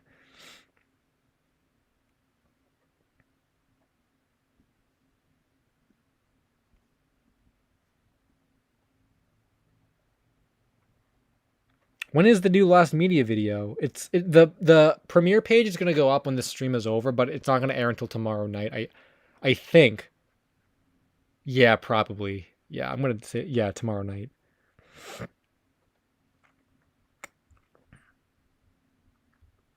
You guys are singing "Live and Learn" again. That's funny. What age did I become interested in video games? Pretty much like kindergarten, like fifth grade, or not fifth grade. When I was 5, I think, which was like kindergarten. I played Sonic 1 for the first time, and the rest is history, as they say. Oh, Elaine didn't know that the gray/black is the standard color. They're used to the green one. Oh, that's funny. I think before I had got this one from my friend, I actually wanted one of the fantastic colors. Well, I don't know if green is part of the fantastic. I think that was green a Donkey Kong exclusive version. I don't remember, but I kind of wanted like an ice blue one or something. But they're just too much money for me, so I'll take a gray one. It also looks nicer with like the PlayStation and the Wii, where they're all like, you know, like white, gray, black, that kind of thing. Although my GameCube is purple. Actually, no, it's what the heck is the official GameCube purple color? Is it indigo? I think it's indigo. There's no, is it? There's jet black is the black one. Spice orange is the orange. Platinum is the silver, and maybe indigo is just the um the purple one.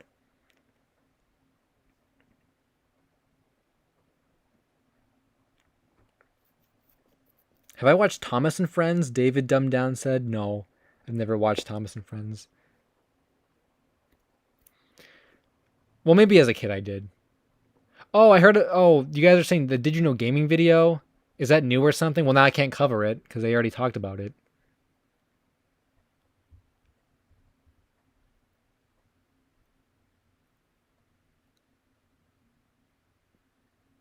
Izzy6780 said, "Sup, I'm the one who DM'd you about the Jimmy Neutron video." Video. Oh, the video yearbook. Yes, I remember that. That could be a cool topic. When we look into that more. That I remember that. That's cool. Glad you could stop by.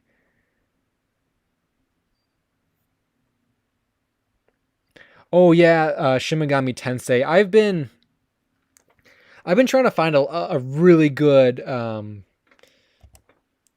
Shimigami Tensei Lost Media or Persona Lost Media topic for like years, but I've never found anything so good that I had to make a video on it. And I do not have a Patreon anymore. I closed it. I just like couldn't like. I just like couldn't manage it, and that's also another reason why I don't have a Discord server is just because I couldn't manage it. Like I don't know. I just like it's too like I don't want to like spread myself too thin with all these like different things, you know. Um, Jane said, "Did you know gaming is still around?" Yeah. Um. Yeah. I don't know. I have my own opinions about Did You Know Gaming, but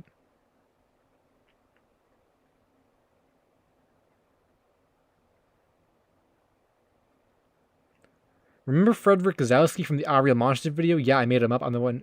I don't know about that, man. I don't know. I don't know if I believe you. That was an old edit, if so. The orange GameCubes were only in Japan. Uh, well, the orange controller made its way over here. Maybe the orange GameCube's only released in Japan, though. I know the controller was released here. I have not played Fall Guys. I've seen a lot about it, though. You should stream more. Maybe. I don't know. I don't want to stream too much because then like I said at the beginning of the stream, if I stream too much, then it becomes like a chore. So I like doing it just like occasionally. I mean, usually, but before like a big video, I like doing it, which is tomorrow. The Did You Know Gaming segment was like a really brief 20-second description of the game and a video about Oh, okay then. I guess maybe there's still some more to cover on it then. Because that's just the thing that I don't like is like, I don't like doing a video on something that like someone's already done a video on. And I also don't want, people to like comment like, oh, like I got this, like you stole this topic from a Did You Know Gaming video. Um,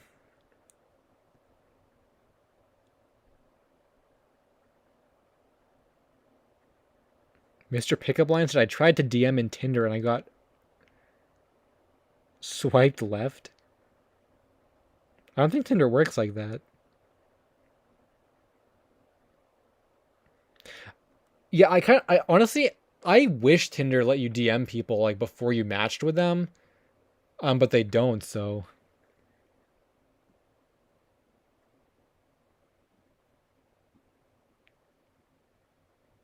I think I know about the original Shin Megami Tensei on NES. I've heard about that.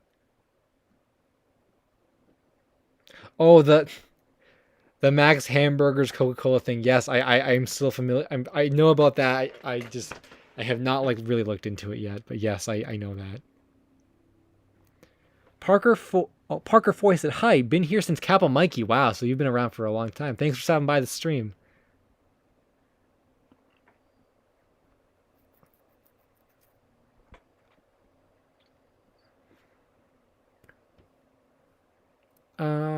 Is Pepsi Man lost? No. Maybe a sequel? I don't know if there's going to be a Pepsi Man sequel.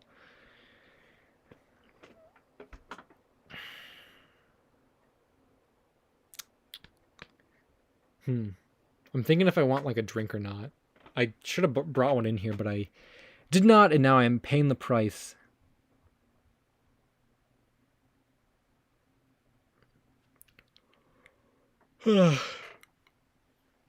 Man, I'm honestly like debating whether or not to just put the video live tonight. I'm like thinking about it. No, I already announced everywhere it was going to be tomorrow. I can't change it now.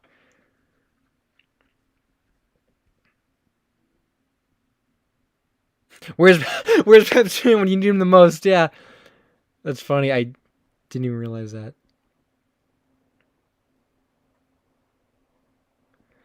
Oh, okay. I guess I'll. Your boy Jake said, "Did you know gaming generally I think is still good, although the whole idea of getting other gaming creators collaborating and reading scripts has kind of lost its flavor." Yeah, okay, I'll just throw out my 2 cents about Did You Know Gaming. I used to watch a lot of their older videos, I think, and they were kind of like insightful, they were kind of like good, but I personally feel like their content has gotten to the point where it's like very disposable. Like it is just reading a 20-second segment from like a wiki page or something. Like I feel like before when I used to watch Did You Know Gaming, I learned something or they explained something for a long time. But like when they make videos like every canceled N64 game and it's like 15 minutes, it's like how much detail did you really go into for all these games? And like I mean like I'm not like trying to like throw them under the bus or anything, but just like that like directly conflicts with like the content that I'm trying to make. I like picking one topic and really diving into it and like really like getting a lot of information about it, which is part of the reason why I think people like my Lost Media videos so much and that's like that was like the foundation of my channel is like I was not going to just read from wiki articles. I was going to like do my own research so that no one else could copy it. That was like the whole point. And I just feel like when Did You Know Gaming just like reads wiki articles and they make like big videos about it that get like tons of views, it's like where's the like the quality in that? You know what I'm saying? Like it just feels very like disposable to me. I don't really like watch them anymore for that reason. Like it just I don't know. That's just like how I feel about it. But I mean clearly it's working for them if they're getting all the views, but and that's another thing too is I just personally feel like and again maybe this is just me, but I personally feel like they do that kind of thing to like I don't want to say like claim topics, but like let's make a whole video on every canceled N64 game. So if anyone else makes a video on like a canceled N64 game, it's like, oh well, it came from the Did You Know Gaming video. Like you know what I'm saying? Like even with other content creators too and other things, I just feel like if you're the first to like make a video on something, you like claim the topic. Like in a way, like if anyone else made a Kappa Mikey pilot video, right? I guarantee you every comment in that video would be like, here from the L Supersonic Q video, or like, yeah, L Supersonic Q this or that. And it's just like, and it's like, I can't imagine, like, you know what I'm saying? It's just, because like no one cared about Kappa Monkey before the pilot thing was found. So it's like, I ended up claiming that topic because I made it popular. Same thing with how the Did You Know Gaming people, like, they bring all those topics to light. So they kind of claim them. And like, I wouldn't I wouldn't be complaining about it again if they did these like extensive like research based videos on them, but like just mentioning something for 20 seconds in a video, they claim it, but they don't really like do any extra research. So if someone else does extra research, it's like, oh, you heard about that from Did You Know Gaming? And like there's that name attached to it. And like I don't know, I hate that name attachment. I hate like, and I'm sure if someone else did like videos like me or topics that I cover, like they would hate the name attachment too. But I just feel like that's what they do, just when they like make these big encompassing videos that have like all this stuff in it. Anyway, that was a rant and a half. Izzy said, "Who made your profile picture / intro?" I made my own profile picture in Pokemon Art Academy like 4 years ago, I think. But the intro, Foolish Connor made. You can check out his channel, I guess on my channel or in the descriptions of my videos and stuff. He does like skits and animations and stuff, so.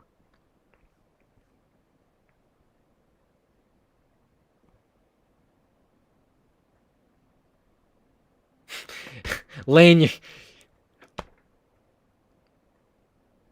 okay, two things. One, can we not plug Pat Mac in the chat? And second, Lane, yes, I know you you made that video before me. I know it.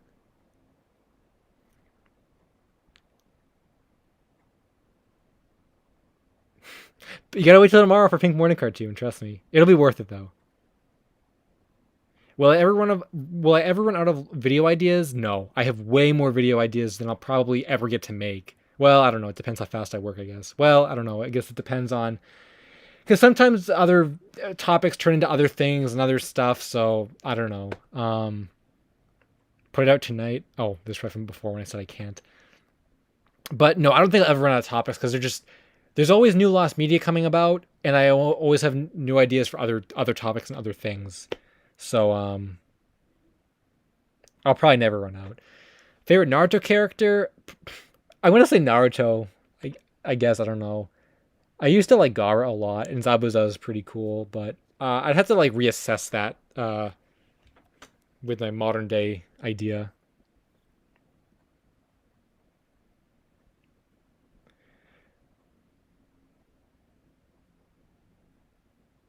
Oh, I think I've seen that. Is that Blame It on Jorge video new, Howlett H? Because I've seen most of the Blame It on Jorge compilation videos. Um, so I've seen I saw one game one. It might be the same one you're talking about. Um, I think the thing that, okay, this is the thing that was, I don't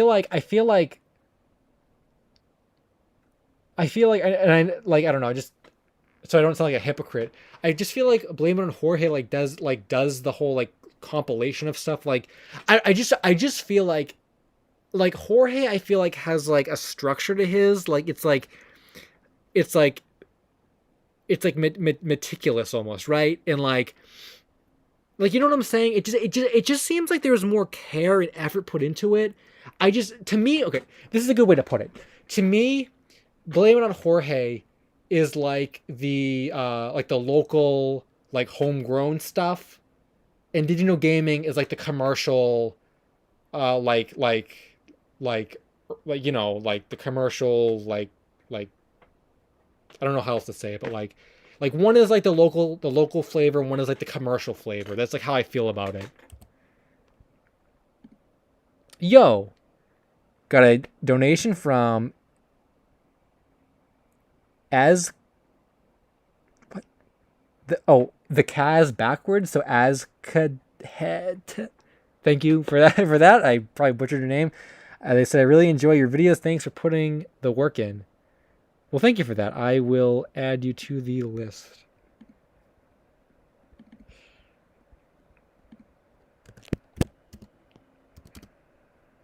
I don't even know how to spell your name.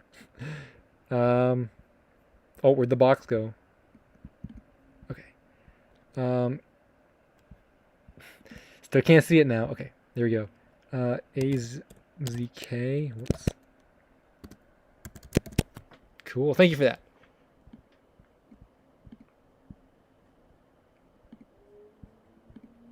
Looking good.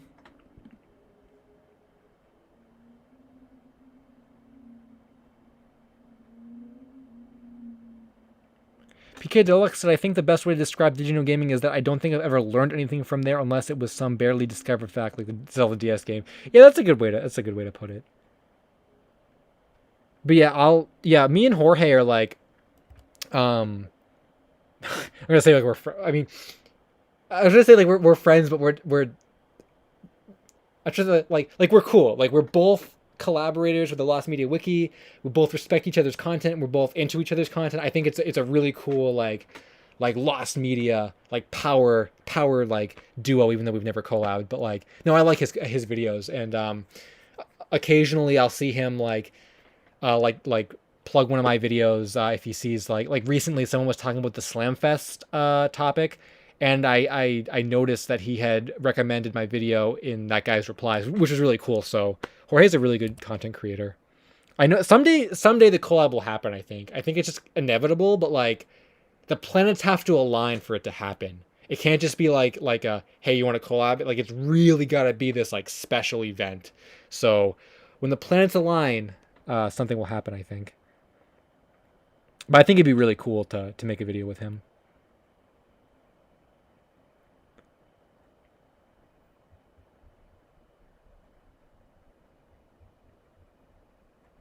I disagree with you when you say it's pronounced George, not Jorge. I used to say blame it on George all the time, but in one of his videos, he says Jorge. He says it himself. And I said that one stream, and someone else said, well, he said George in one of his older videos, but I have never heard that. I've never heard Jorge say blame it on George before. And also, um, even if he did, that would have been an older, more outdated video. So I say Jorge. That's funny how he has like a little mystery with his name, though. Do I like Shark Boy and Lava Girl?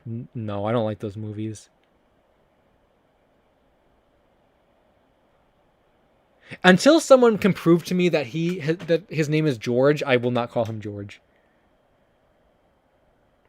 What's your favorite Zelda game? I'm gonna say probably Majora's Mask. I think.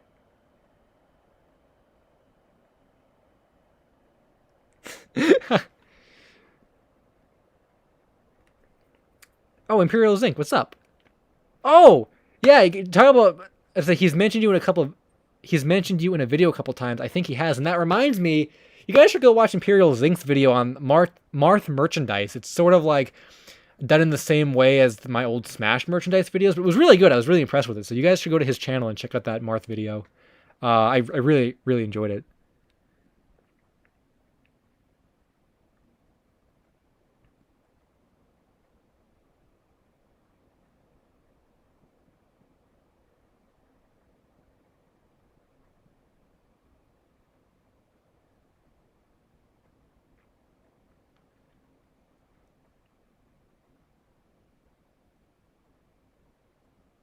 He says it's both.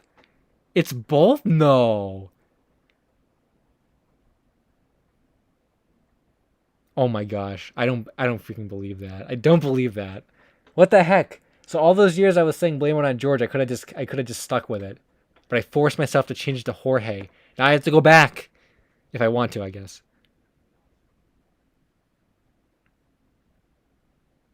What is your opinion on Pilot Red Sun? That's really weird you asked him about that because I found his channel like 2 days ago. He I don't know. I don't know how to feel about that. I really don't. Um it's he makes interesting stuff, but it's a little too weird for me. I feel like you gotta watch it when you're stoned to like really get it. I don't really like Cow and Chicken. Nah, I was never really a fan of that show. Man, that is so weird that the Jorge thing though.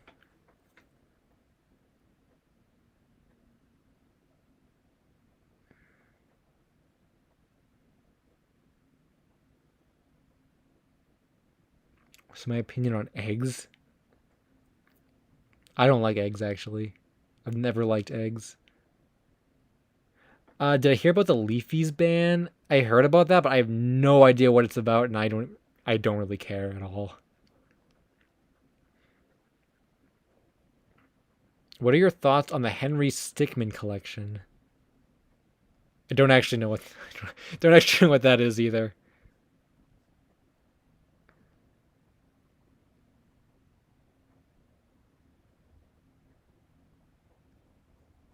Hmm.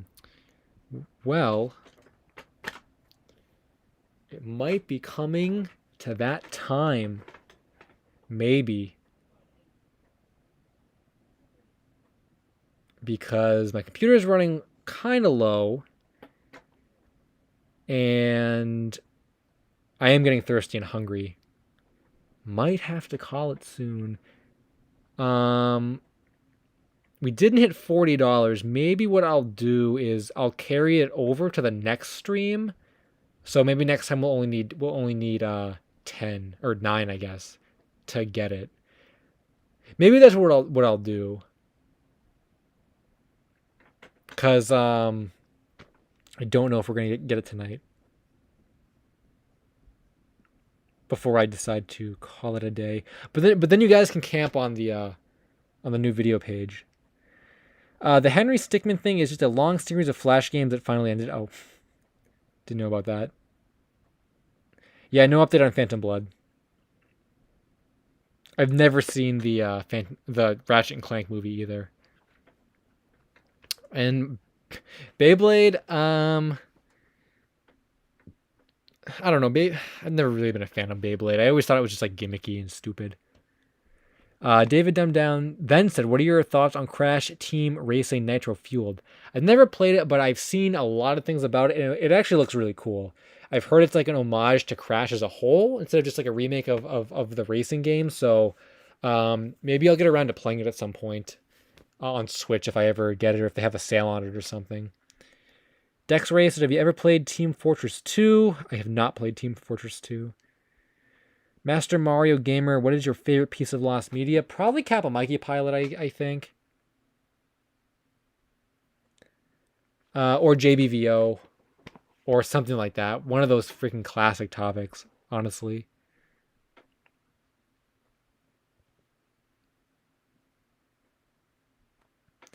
Neil said, since you're doing a video on Pink Morning Cartoon, is it not just a huge rabbit hole of public access lost media that nobody even knows exists? Kinda, yes and no, maybe. um, it's kind of both. It's kind of both. I think you'll see. Before you leave, can you say hello to my mother, Janet?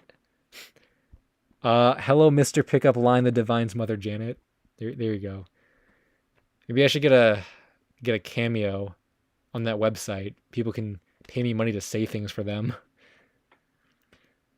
I don't listen to The Offspring, so that's a negative on that one. Elaine said, I heard your channel's mascot's name is Tracker. Is that true?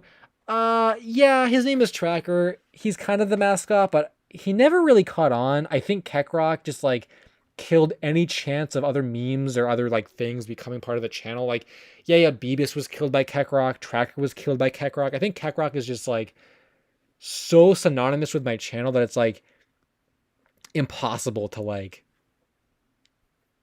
have anything else be like a more defining like mascot feature. Your boy Jake said, love the stream. Thanks for keeping me entertained. No problem. Thanks for stopping by. Probably do another one of these in another couple weeks or so. Oh yes, the Animal Crossing DS. That's got to get updated. Yes, I've forgotten so many things about that. Is the camera really that bad? Well, maybe it's a little bad. Early 2000s vibe. Oh yeah, I'm gonna get Pikmin 3 Deluxe for sure. But that's not coming out till October. And Neil said, oh, we got a super chat. Incel Destroyer with $5 said, favorite Animal Crossing villagers. Let me add you to the thing. Oh, what was I saying before that, though? Oh, no problem, Imperial Zinc. What the heck was I saying, though? I don't remember. Let me add it to the list. We're like so close to the goal.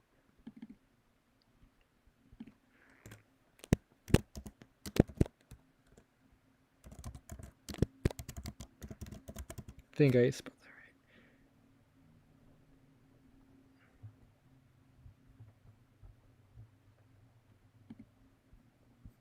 right. Cool. Thank you for that.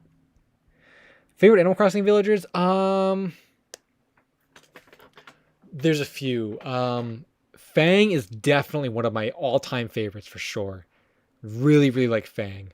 Phil is also another all-time favorite. Oh, so Fang is a wolf. Phil is an ostrich. Fang, I met in the GameCube one. I think he was the first. He may have been the first villager I ever talked to, and he said something to me like "Quiet down, or I'll bite your head off." I just remember so distinctively. That was just so funny. Um, and then Phil, I met in New Leaf. He was cool. He was very chill. Unexpected. I didn't expect to meet anyone like that in New Leaf. Like I don't know what I was expecting, but just very interesting like personality type. Those two are really up there.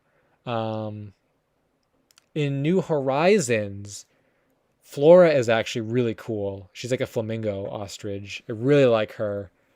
Um, who else? Well, those are my top three, I think. I really like those three. There are a few others, like Pudge is pretty cool. He's like a bear. Um, is there anyone from Wild? Oh, Roscoe was pretty cool. From Wild World. He was like a black horse. I liked him. He was like cranky, I think. Um, those are that's a good handful. Those are probably my favorites.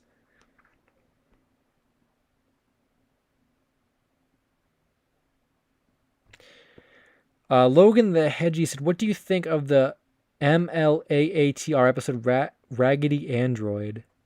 I don't know. I don't know what that is. Sorry. How many spoons are too many? Hot Stuff DX said. One. One is too many. Because I don't like eating with spoons. I'm a fork guy all the way. Destin Davis said, "Do you love the Pokemon anime?" No, I actually don't like the Pokemon anime at all. I just, man, as a kid I liked it, but like nowadays it just does not hold up at all. It's just so like juvenile. NFL Blitz on the N64. I don't like sports games. Oh, My Life as a Teenage Robot. Man, I watched that show like so long ago. I can't even remember it. Paul said Dottie is the best Animal Crossing character. I forgot about Dottie. I don't think I ever had her in my town, but I do remember you talking about her back in the day. She is cool. A lot of the rabbits are pretty cool. Now that you say that, Snake was a rabbit. He was like a ninja rabbit. He was pretty cool. Coco is like the gyroid rabbit. She was pretty cool. Snake was in my town. I don't think Coco ever was. Um, who else was there? Now I'm thinking about more villagers. Well, those are a few more. Like everyone, pretty much everyone in my GameCube town, I just like. Oh, Pippi was pretty cool. She's like a rabbit. Cobb is a pig. I like him. I'll just name everyone from my Animal Crossing, my GameCube town. Um, or Truffles though is in my GameCube town. I really don't like her. She's a pig. She's kind of stupid. Um, oh, Hazel's pretty cool. From the GameCube Hazel, not like the stupid like new Hazel one. When old Hazel became Sally because there was a name confusion translation error thing. I thought there was another like, oh, Wolfgang is cool. He's another wolf. All the wolves are cool, I think. Like I like all the wolves pretty much.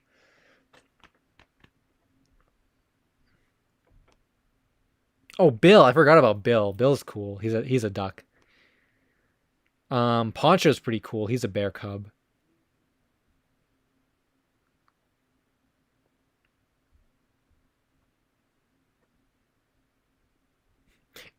A- Ava. I don't know who Ava is actually. Darnie left your town to move to Richie's. That's funny.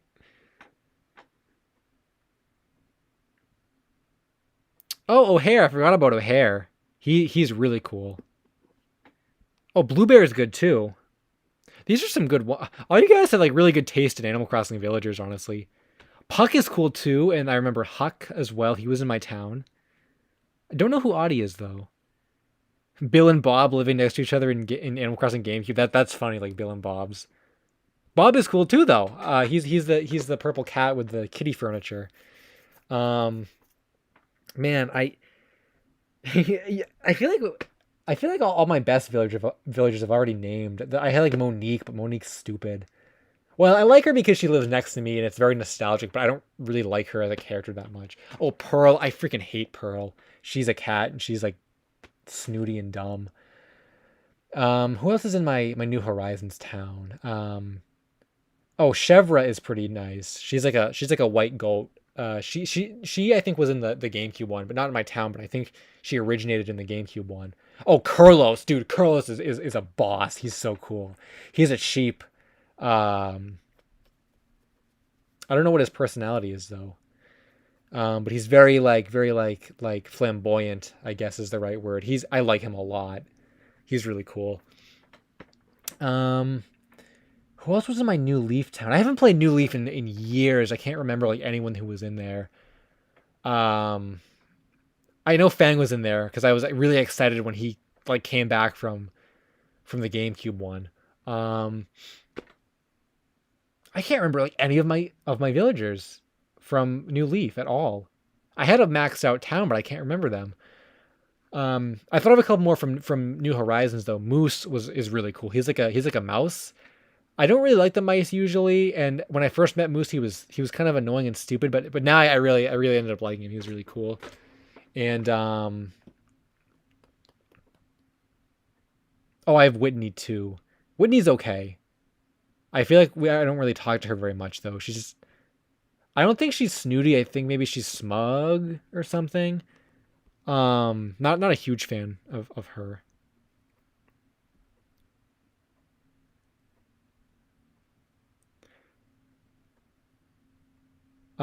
Alice, I that rings a bell. I can't really remember what she looks like. Banana, is that a character?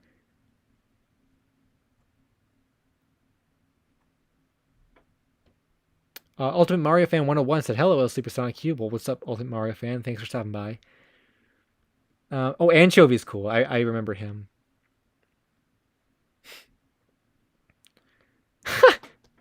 Brutus is your favorite villager. That's funny. Oh, that's like I think Mac's French name is Brutus, so Mac is technically Brutus, I guess. Oh, I've seen the Animal Crossing movie before. Someone asked about that. Yeah, I think it's online. I watched it a long time ago and it was really boring. Um, Sylvana, I don't know who that is.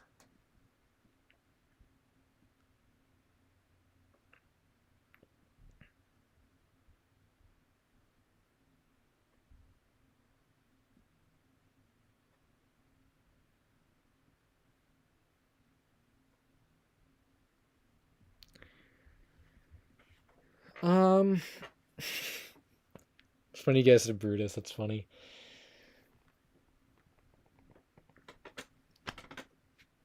We might have to call it a day here. I'm like getting really hungry, and my computer's at 10%, so I'm gonna have to charge it anyway. We did not make the goal for Tinder stories, but next time maybe I'll only charge $4 so we can get to them. Um, I guess the ones I was even thinking of weren't even like super super good. Oh, Paul, you may have missed a story last time where I turned down a threesome.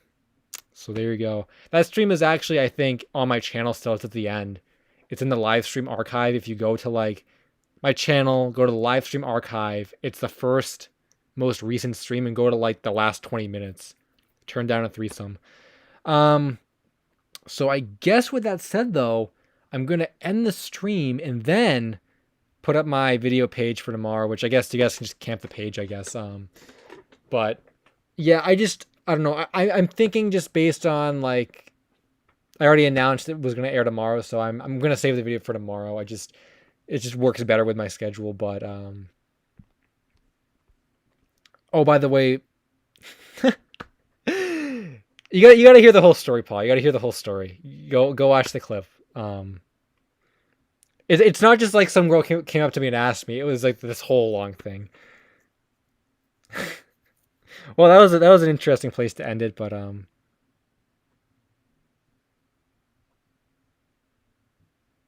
honestly, okay, honestly, if I could find someone at a church, I would. Like, I'm not even against it.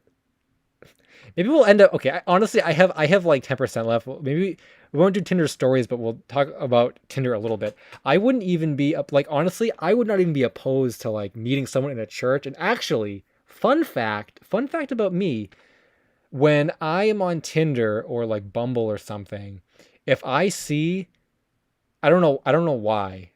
I have no idea why. Maybe it was be okay, actually I might know why. When I see a girl on Tinder or Bumble or something and they say they're religious or they're like, or they like love Jesus or something, or I don't know, whatever, I am like more likely to swipe them than not swipe them because, and it's not because I'm very religious or anything, but I think it's because I had a long time ago, I had a really, really, really, really good date with this girl and she was religious and unfortunately, it didn't end up going anywhere after that. I really liked her, but it didn't really go anywhere. And I guess it wouldn't have really worked out because she lived really far away and and she went to school around here, but she lived really far away. So it would have been really hard, like over the summer, because she went back home for the summer. It would have been really hard to keep up that relationship. But I really liked her. But she was religious. So I think because of that good experience with that person, when I see people on Tinder who say they're religious or they're, whatever, I'm more likely to swipe them. I don't know why. Well, I guess I just explained why. Because that one girl who was religious, I really, really liked her. So honestly, if I could go to a church and meet someone nice, like more power to me. I would do that.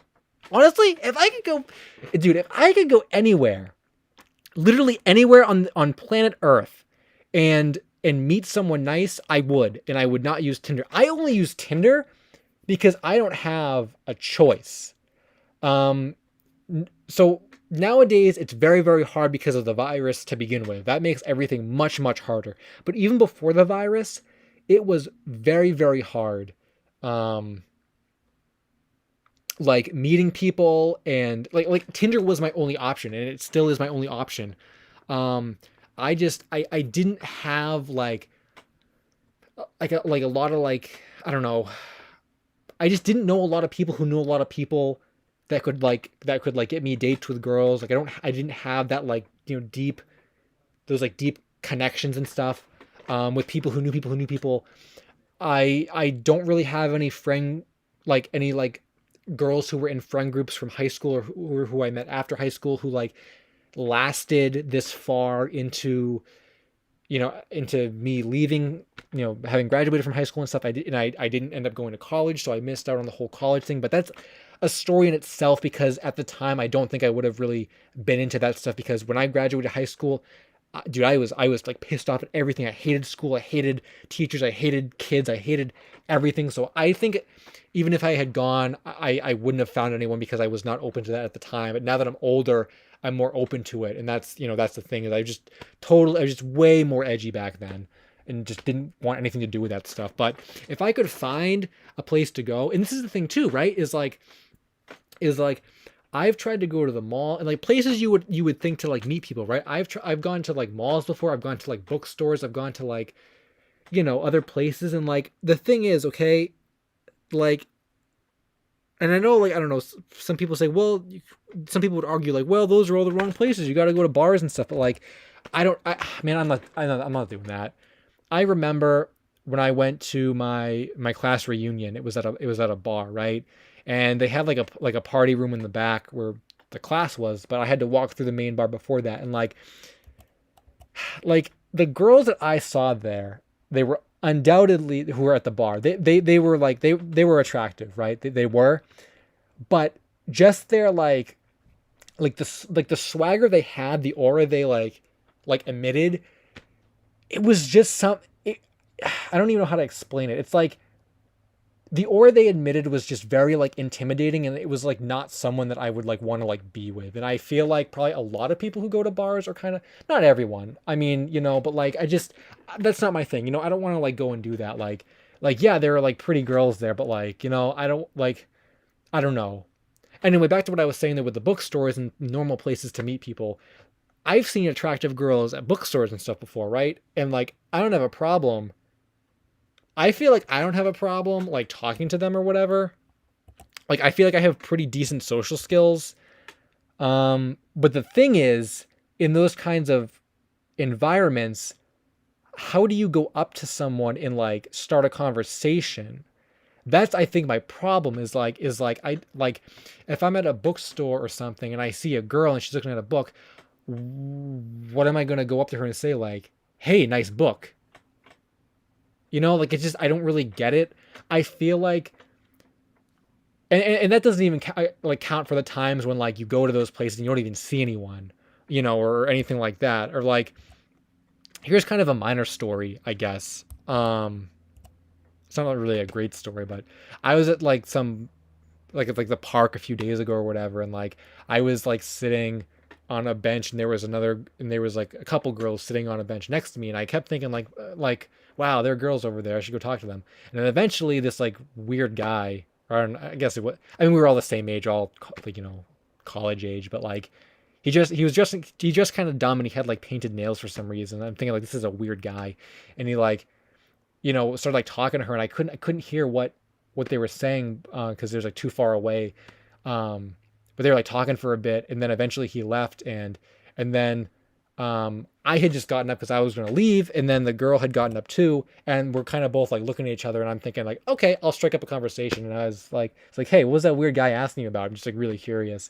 And then she's like, oh, he was asking me to like repay his friend money. And then she started ranting. She's like, I told him get out of here. Like, I don't have to pay you money. Like, and then her friend just like, yeah, he was a jerk, like the other guy. And I'm like, and she's like, I was gonna call the cops. I'm like, oh, is that why he scrammed out of here? And she's like, yeah, like, and that was a good, like that was a good little conversation, right? But then after that, like, I mean, maybe I could have said something else, but I was just thinking like, okay, well, what now? Like, clearly, whatever. Like, she's pissed off at that guy. She's with her friend. Like, they're gonna get out of here and go somewhere. Like, what am I gonna say? Like, like, well, like, how about I buy you a coffee? And it's on me. I mean, I guess I could have like said that, but it sounds like really dumb because we like, I feel like it wasn't like a mutual enough thing. Like, maybe if she had like dropped something and she's like, oh, help me look for my contact lens or something. And we had like looked for it, and I had like been there like trying to help, like, that's like different, because then it would have been, um but just that in that small conversation, I feel like what could have really come from that. And I guess what I'm saying is like, and that was just like a fluke, because most of the time I don't even find people out like that anymore. But that's the thing, is like, I don't know where to go to like do this, to like specifically like do this kind of thing. And even if I did ask for her number or for coffee or some thing I could have made up, like, there's no guarantee she even would have said yes, because like they're at the park, probably not thinking they're gonna like get hit on by a guy, right? Like, so I don't know, it's just a whole weird like thing I never really like figured out, I guess. Um,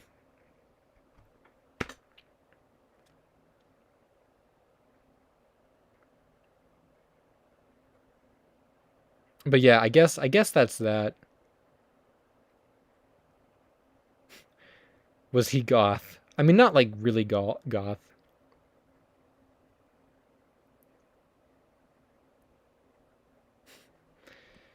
Yeah, but I don't know. That was oh yeah, yeah, yeah. That's exactly it, Smith Zero. That is my like I that's my impression of the whole thing, is like, well, he said starting a conversation in a bookshop is difficult because people probably want to be left alone while reading.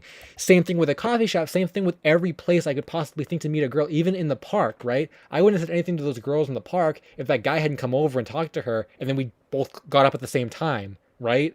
Just by chance. Um, so like in any normal situation where the girl is just doing her own thing, why would I go up to her and like talk, right? But this is what I'm saying, is like, where do you go to meet people who want to meet other people? And there is no other place to really do that. I mean, I guess a church kind of, but like, imagine, okay, I can imagine myself at church, right? And there's a girl like sitting up like a couple rows ahead of me, right? How am I ever going to interact with her? at the end of church be like, hey, that was some good prayers you got going on there. I heard you very, very into it. Like it just doesn't really make sense to me. Like I just can't wrap my head around it. I feel like most people who have girlfriends or you know, go on dates and stuff, I feel like I am under the impression, based on my experiences, that they either found those people through a college or through like a workplace or some place where they were around people where that kind of like stuff is, I guess, more normal. I know you're not supposed to like date people you work with, but like in a college, let's say, you know, where they either found them in college or they had friends who knew people who could do that. And I'm like I'm like 0 for 3. I don't have like friends who know friends who know friends who could like set me up with these people, right? And I didn't go to school or college, so I don't have any like college friends or college girls or anything like that. And anywhere that I do see people, I can't start a conversation with them because they're not going to want to talk to me. Um, Wait till she accidentally drops her books and then help her and talk. Honestly, I mean, I've thought about doing that before. Like, well, not I guess because the thing is, how can you guess that she would drop her books? Like this is the thing is like I would have to like stage this like thing where I'd have to like be in front of a girl, like walk in front, like if a girl's sitting on a park bench, I'd have to walk in front of her and be like, I just dropped my contact lens, I can't see. Help me, can you help me find them? Like I would just stage this whole stupid thing. Like it just and like I guess like crazier things have happened before.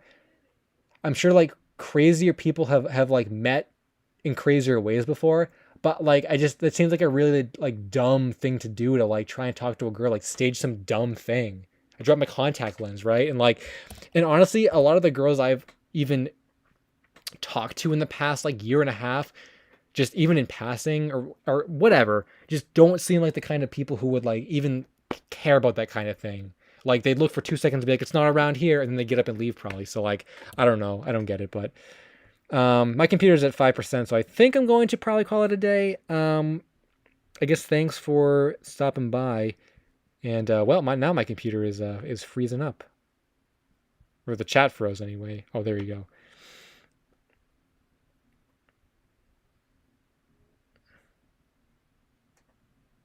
Your boy Jake, yeah, we're on the same wavelength, man. But anyway, I guess that's gonna do it. The chat is literally freezing up. So I'm gonna put the page live. Thanks for watching, and I'll see you guys tomorrow in my new video, which I guess I will see you, but it's pre-recorded, so I guess I'll see you in the comments. But thanks for watching, and Finn.